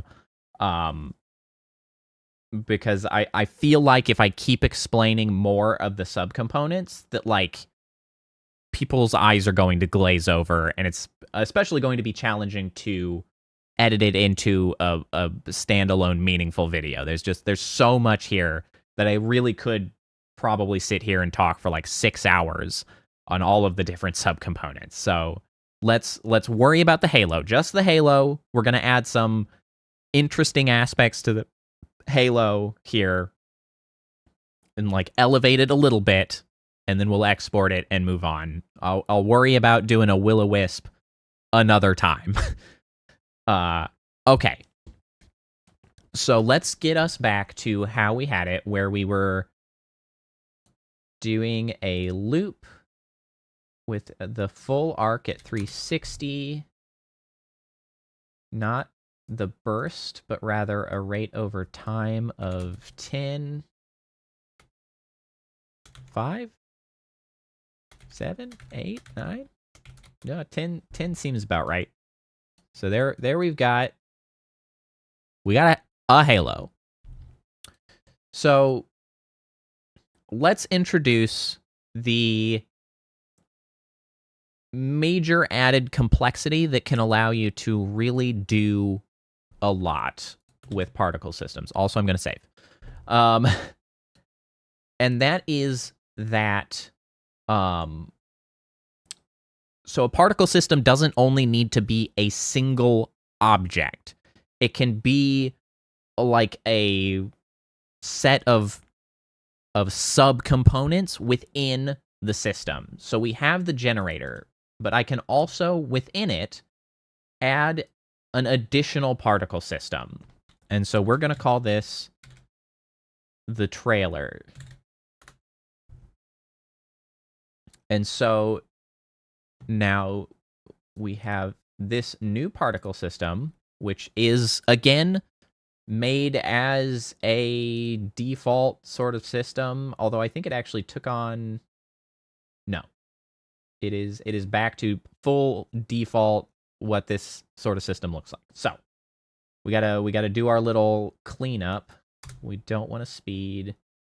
We want you to be much, much smaller.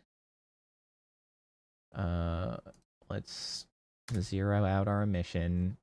We don't actually, I think, need a shape for this one. Because what I'm going to try to do is give the halo an after image so that as the halo moves, maybe it leaves behind a little light trail to give it that effect of like, so bright that it's sort of, blinded you and left that after image in your vision. And so we're going to try to do that. And so what we're going to have to use to do that is back in our, well, actually first let me open the editor. And so now we're going to introduce this new window in Unity, which is specifically the particle system editor. And this was right here was open editor when you have a particle system, and it just gives you a little bit more space to work with. And so we can see both pieces of the overall particle system on one screen, so we can work with it a little easier. So now in our main system, we're going to add a new subcomponent called a sub-emitter. And now this sub-emitter allows us to pull in and add another particle system that must be a child to the parent particle system, which we have just made. And then we can have it sort of being partially built and controlled by the main system. So let's first pull that in. So let's pull our trailer over here into our little box here to say that this is the particle system we want to be part of the sub-emitter. Now here on the left, we can give it sort of the option of when does this cause the sub-emitter to do the thing.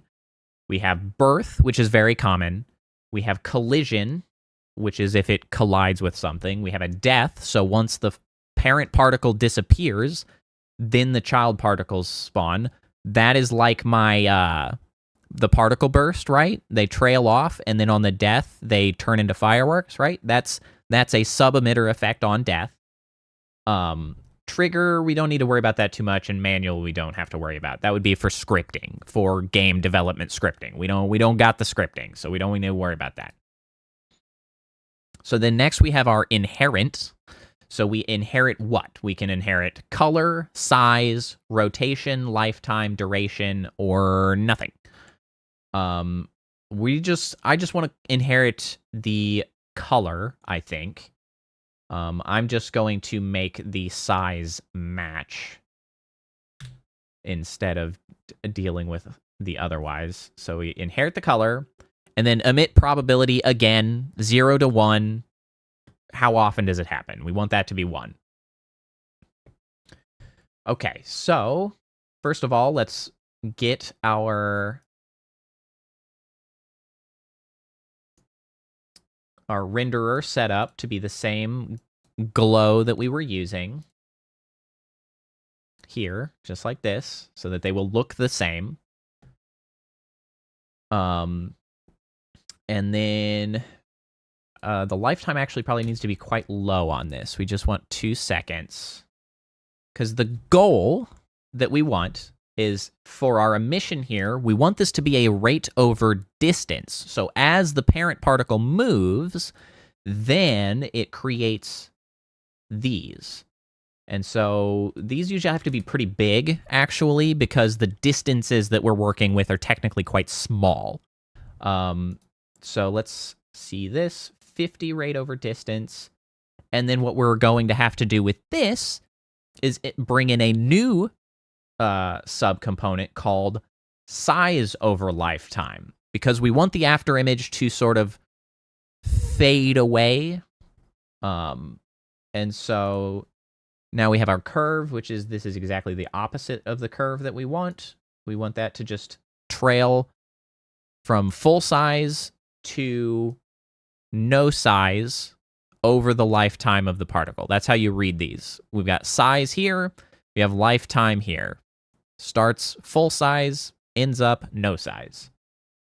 And honestly, we could bring back our, similar to what the trail had, we can also add color over lifetime, which, I mean, it's pretty straightforward. Just like the trail, we can say a gradient. In that gradient, we want it to start full transparency, or rather full opacity, trend towards, 0 opacity. So it will fade and shrink, kind of like the comets, but now it's going to hopefully be from each of the particles over distance. And another key one, like I was talking about earlier, this one we need to not move with the head because we need it to be an after image. So in this case, rather than simulating in the local space, we're going to simulate in the world space. So the main halo, simulating in local space, follows the head. Trails are intended to be world space, so they get left behind. That's the goal. So let's see if this works as intended. So I restarted this to start. This is one of those examples of when a pre-warm could be useful, by the way. So if I have it pre-warmed and I restart, you can see it starts fully present.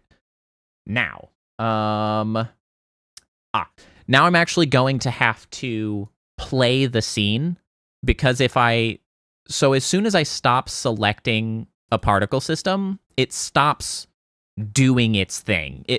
All the particles stay, but they stop simulating when I'm in the normal scene editor. So if at this time I were to grab the head and try to move it around, it's not going to do the thing. Also, it's going to be a horrific appearance of the neck. It's not leaving the trails because it's not simulating at all. So what we need to do is we need to actually use this button up here to play the scene. We can go back to our scene here. And so now it's simulating regardless of what we have selected. So let's see if this does what we expected, which it definitely has not. Why are you like this? Is this simulating?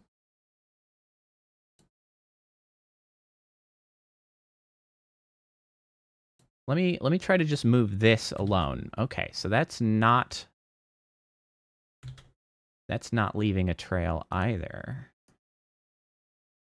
Okay, so we're clearly doing something wrong.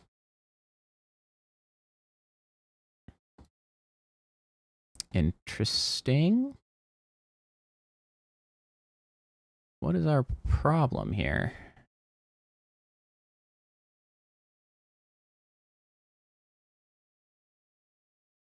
Now we enter the troubleshooting phase, which is always a thing that happens. Why are you not appearing?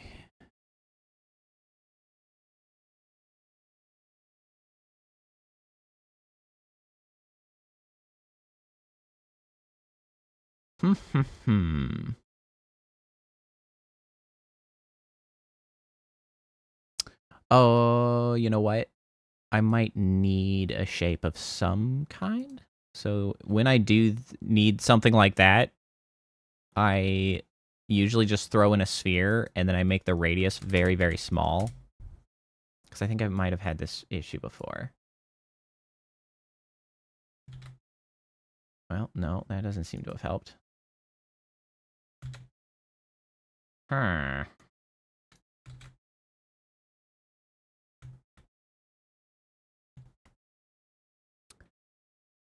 Okay, so let's pull this out of the sub-emitter, and if we move this on its own,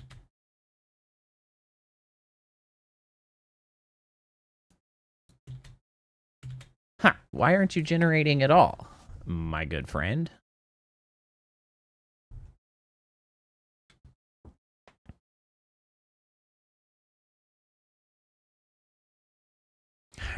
Yeah. Minecraft villagers indeed saying her. Because I mean, I showed you. earlier how this whole emission over distance just, you know, does in fact work. But this just isn't emitting? Why not? Right? So, I mean, we have a shape.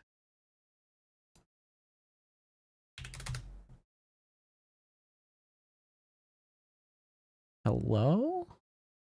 Where are your particles, my good friend?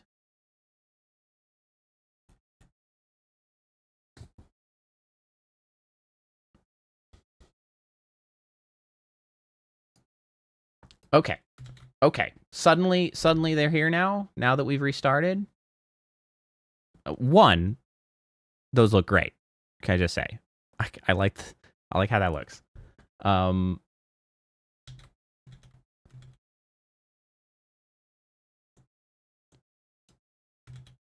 I put you back where you belong? Okay. So now you're made tiny.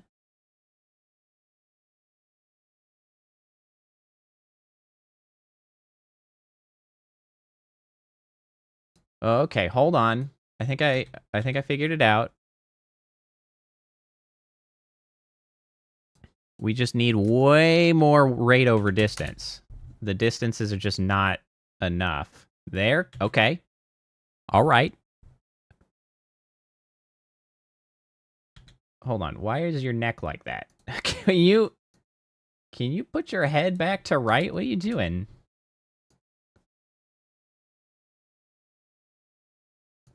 Let me put this back where it belongs, right? So now you rate over distance 100. Okay. All right.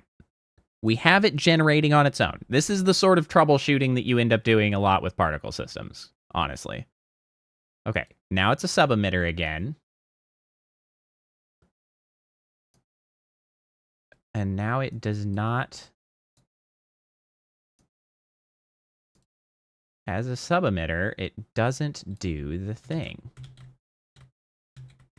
Can you put that back? Thank you. Why not?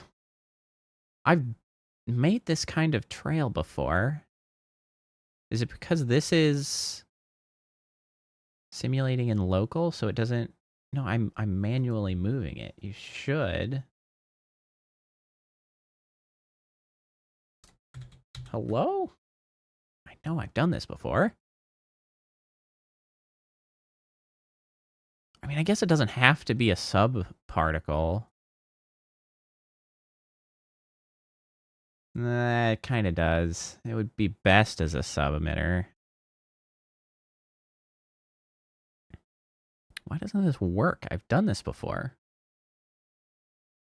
Let's see, do I still have any example particles like this on my model, or have I converted it to a different method of doing it?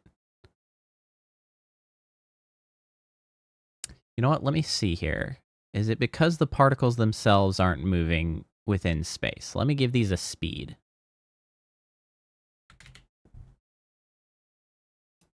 Yes, it is. Okay, well, side note, that looks great. However, not what we're aiming to accomplish. Okay, so it's because they're not considered moving because they're being simulated locally.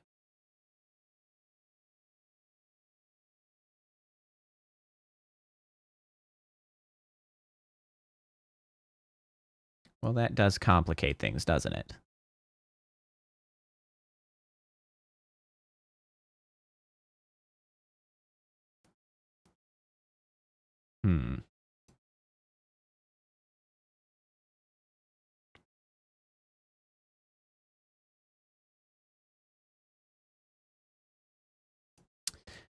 Let's see. Is there a way I can get around this?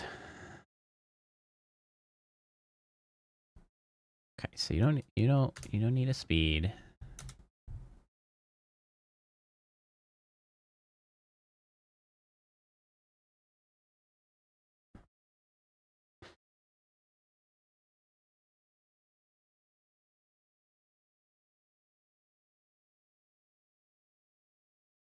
There is a way we can get around this.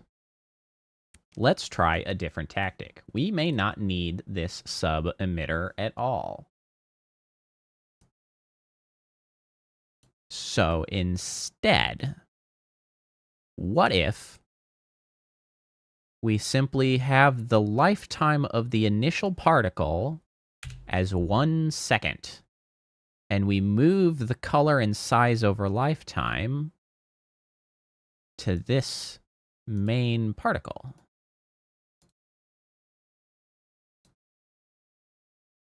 Opposite, we want that to go down. There we go. So we can kind of see it's sort of doing the thing, but what we need is a shit ton more particles. So we need this speed to actually be very, very high. 2, 3, 4, 5. Say 100.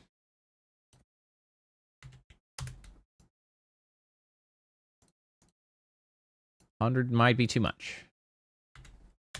10, 20, 200, 300, 400, 500. Oh! No. Okay, so what direction can we move this? 21? Okay, well, now we have an entirely different effect, which also, now we have a dynamic halo. I was kind of expecting this to sort of work out that way at some point.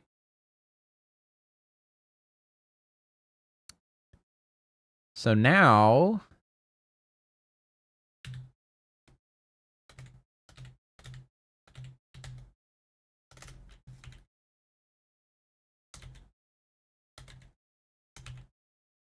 there we go. 6, 7, 8, 9, 10. 11, 12, 13, 14, 15, 16, 17, 18, 19. No, I do think actually 21 is kind of the best. We got our little undulating halo. Nice. I like it. And so now we can try.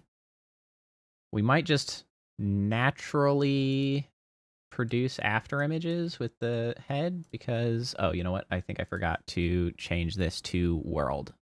Not scaling. Simulation. World. Are we producing enough particles so that it will... I don't know if it's quite enough. It's pretty close.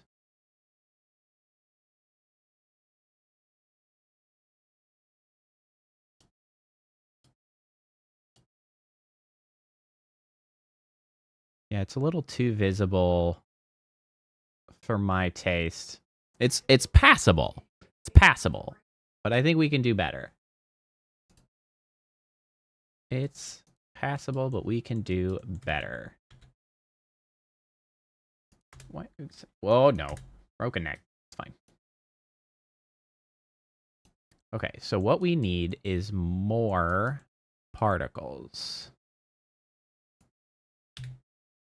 Again.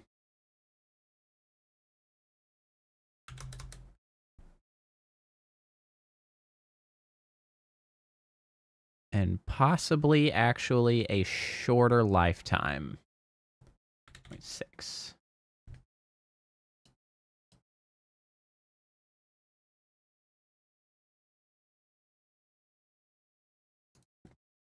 Yeah, that looks...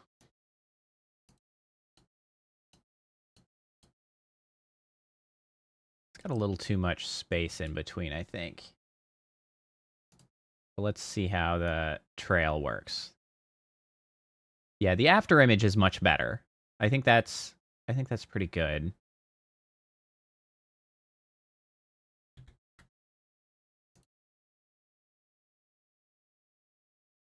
can we do even better?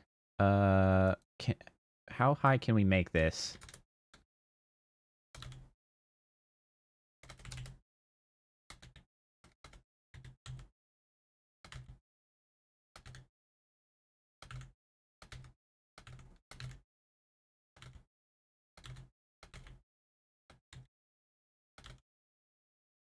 That's pretty good. Okay, can we see that in motion?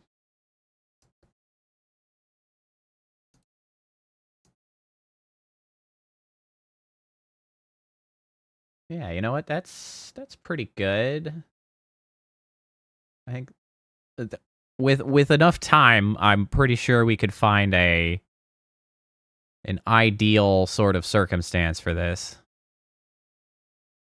But we don't really need to do that necessarily. I'm not trying to make the perfect Halo. I'm just trying to give some insight into what can be done. So what we have here is a Halo. Okay, so there is still a very important note that I need to touch on that I have left far too long because I kind of forgot about it because I got distracted doing other things. And again, that is, I need to talk about the material that we're using. Because the material is an important part of making the particle system look like anything, essentially. So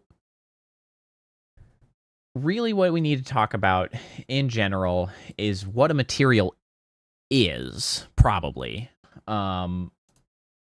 We don't need the trailer. So what is a material?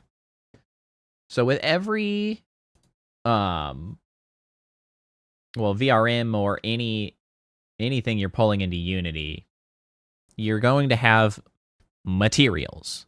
And so what materials are sets of shaders and all of the supporting information that make that shader function. Usually several textures, or at the very least one texture with other things, and various other settings and stuff. So for instance, when you pull in a VRM from VRoid, what you end up with is all of these materials here. So let's see, where's like the body? Or we'll just look at the face. So this is, well, face, you look freaking weird. That might be the mouth, actually. Here we go. Here's the body. So the material is not particularly useful over here as the what it's showing us in the demo, the preview. But over here in the inspector, since we have a material selected, we can now see the shader that it's using, which for VRMs, it's VRM Imtune. You can use other ones like Poyomi, which I would highly suggest. But that's the shader it's using by default, and then all the information that goes along with it. We have like rendering types, textures, colors, lightings, matte caps, all kinds of stuff. And that's what a material is, broadly. However, I'm not really here to teach a whole lot about those materials. What we need to talk about are particle materials, because they are a little different usually. And for the purpose of most of what's going to need to be used for model particles, the main one you want to be familiar with is, we were using Biglow 14, is this shader. Oh, I'm at the textures. I need the material. Material, Biglow 14 is this shader. VSeeFace particles. If you click the shaders button, you can change it. And you can type standard, and you'll see here. Standard unlit VSeeFace particles standard. And you can select that. And you have a few settings within this. This is the main particle shader you'll want to use. There are other shaders that can work if you find them on, say, the Unity store or, Booth, or somebody's just advertising particle shaders. Some will work. Some will definitely not. So you have to be sort of cognizant of that fact.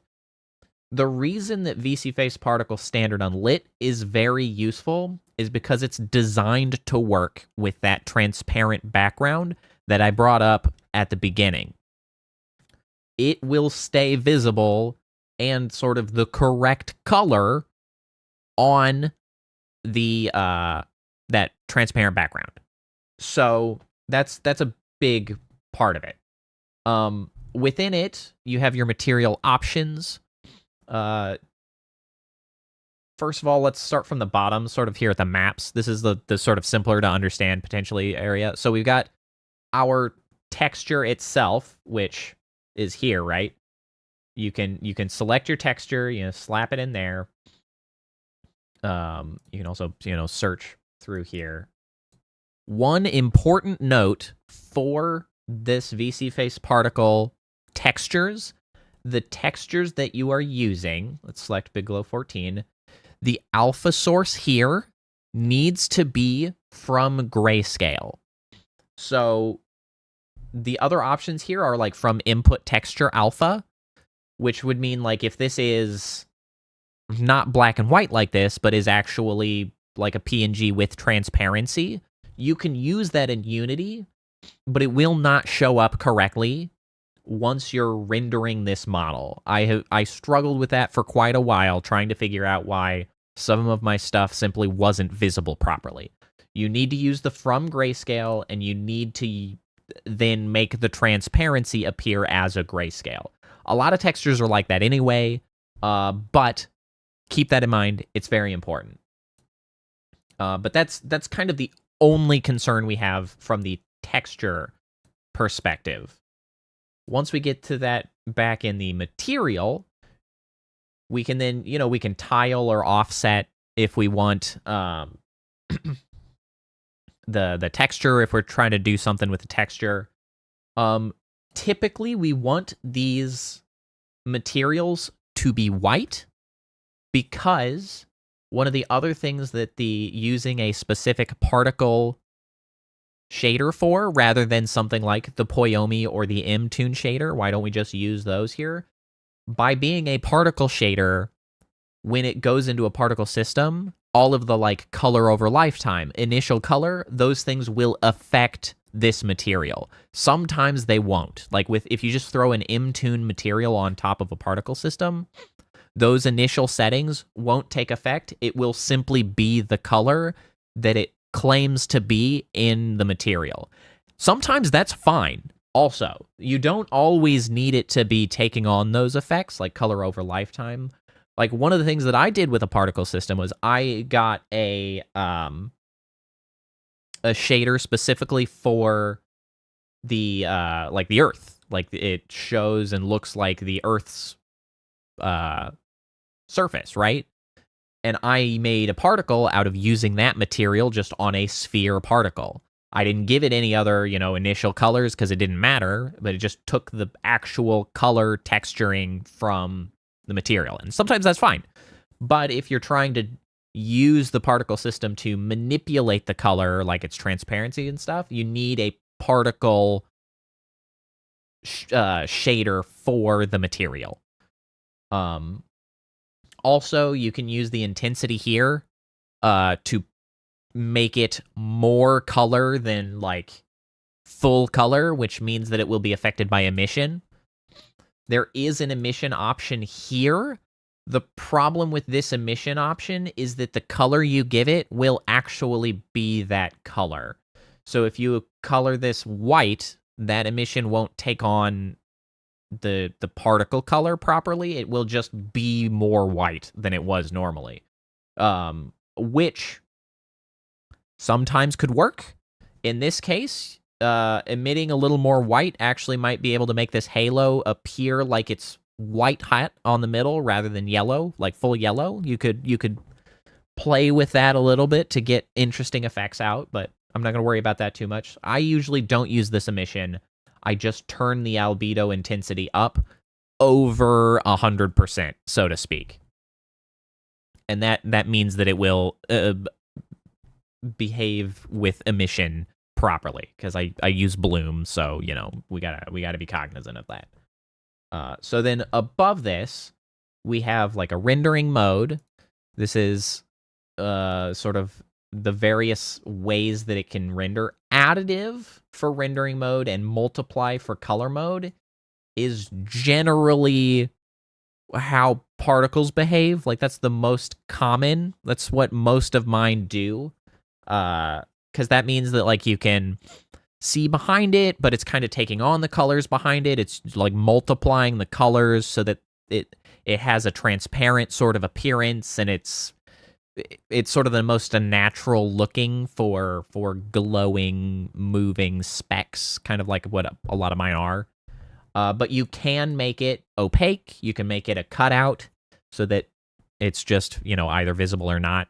So, you know, transparency is just invisible, and then cut out, everything else is fully visible. You can have a fade, which kind of does weird stuff. Transparent, which generally works a lot of times. The subtraction is weird. The modulate is weird. I haven't found particularly strong uses for those, but, you know, by all means, try. And then down here we have main options.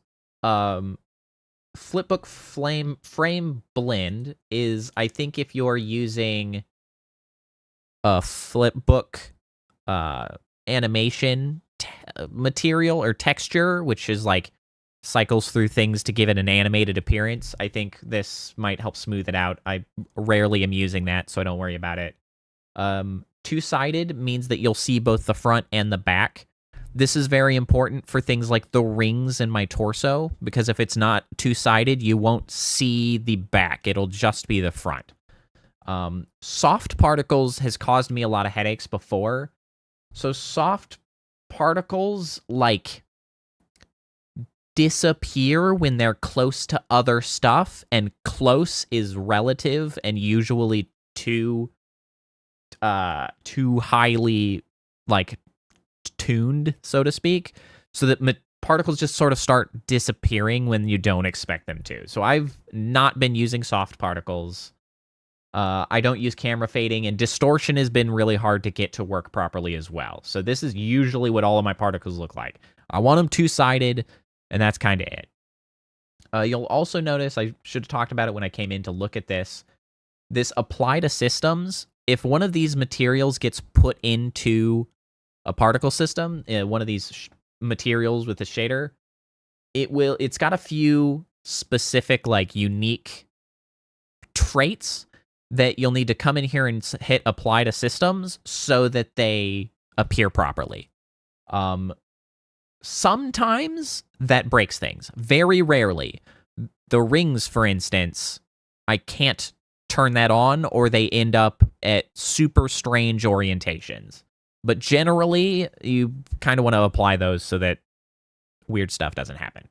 But that's materials. That's the very fundamental of materials, and the material you're going to want to probably work with for your particle systems is this VSeeFace particle standard unlit. That's the main one you're going to want, and why. Okay.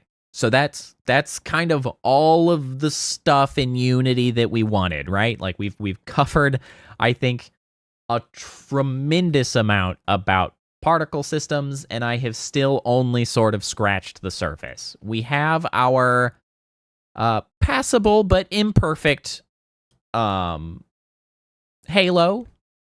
It's pretty good. It's interesting. It's a little dynamic. You can see lots of the things that we could potentially do with it, refine, tweak, improve, but we've got it. So let's finally talk about how do we get this into VNyan in our case, because we've been using 2020 Unity. We cannot put this into VSeeFace, but we can put it into VNyan. It's very simple. We select the top here, demo. We'll say particle tutorial model is the title. Author is me. Doesn't really matter. Version is 1. You need a version number, apparently. So we'll save. We just select that. Well, we fill our little model information up. Then we come up here to VFS SDK. We export avatar bundle. We'll put that on our desktop. So we'll just call that our particle tutorial model. And you can see that this is going to be a .vsf avatar. You could see, if I put this in the right place, particle tutorial model, .vsf avatar. So it's no longer going to be a VRM. Now, I should point out, and I should have pointed out before, but I'm going to do it now while it's, exporting. So now that it's going to be a VSF avatar, it's important to note that it's not going to work anywhere that requires a VRM. It's a different file format. It's very specific. Also of note is you cannot re-import a VSF avatar into Unity and then start editing it. It's a standalone sort of Unity object component that can't be sort of rehydrated in Unity to edit. So you have to keep your Unity project intact where you are making all of these edits, because you will have to export a new one from this same, project every time you've made edits and improvements. You can't send it to somebody, have them open it up in their Unity, make edits. The model, that is. You could send your project, but you cannot just send the VSF avatar. It's very important to be aware of that, because that is some limitations. You really need to be cognizant of that, or you can find yourself into a really tough spot if you were like, oh, well, now that I've got the file, I can just get rid of this project and I'll just pull it in if I want to make any edits. That it's simply not the way the VSF avatars work. Very, very important. However, we do have our VSF avatar out now. So let us grab our VNyan, which of course I'm currently using to show me, hey me. We can simply load avatar. We can go to the desktop. We can grab our particle tutorial. Ta-da! And you can see we have our active particle system.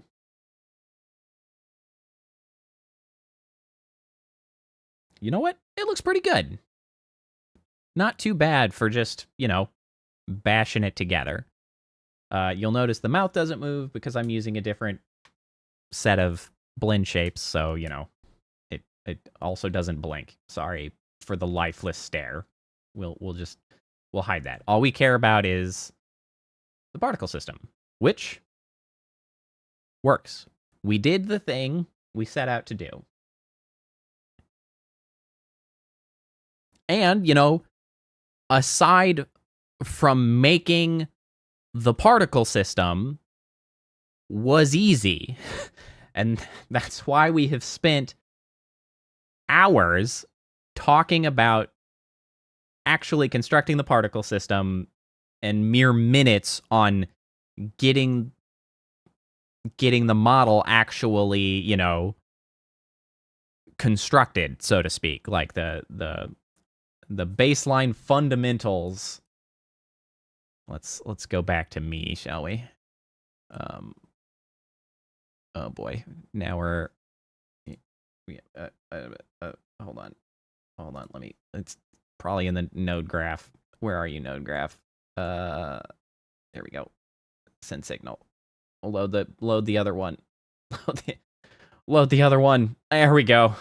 All right, I'm back. Are all of my passive things going? All my animations active? Yeah, all right. All right, now get out of here.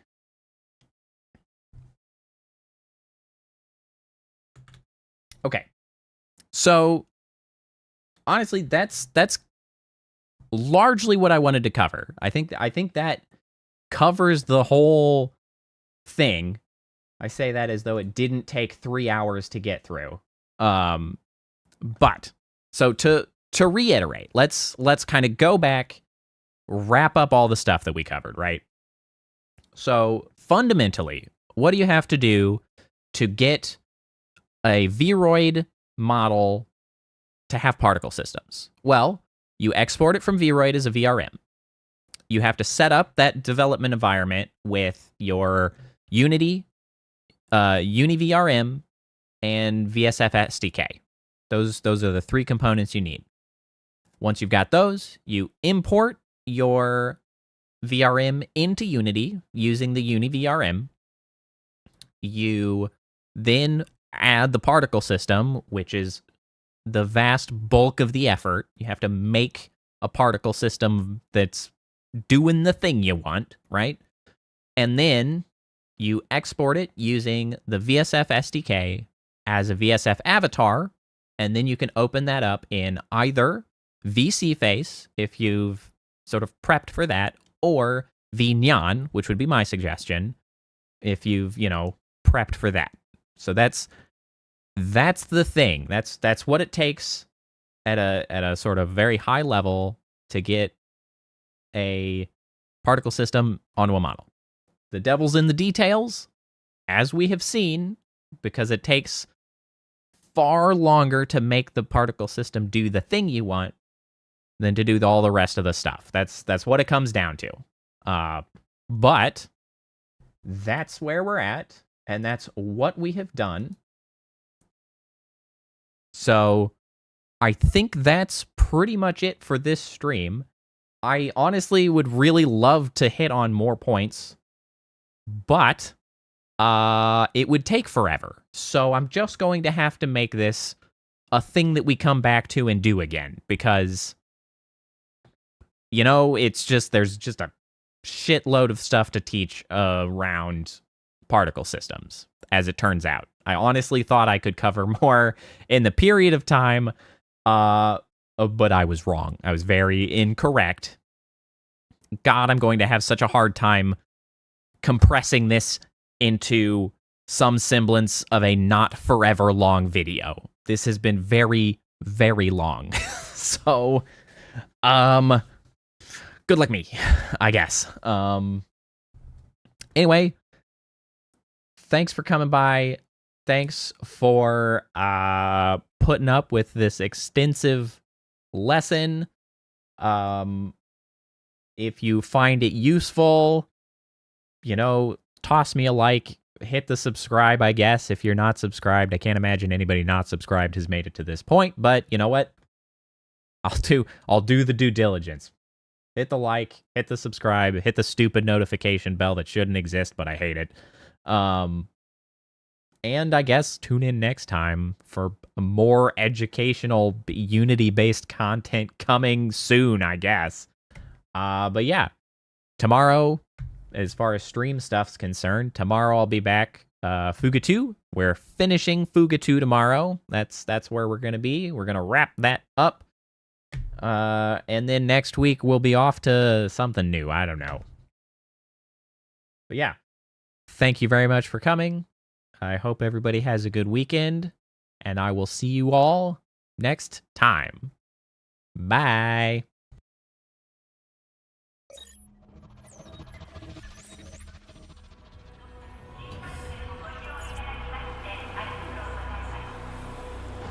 Initiating goodnight sequence.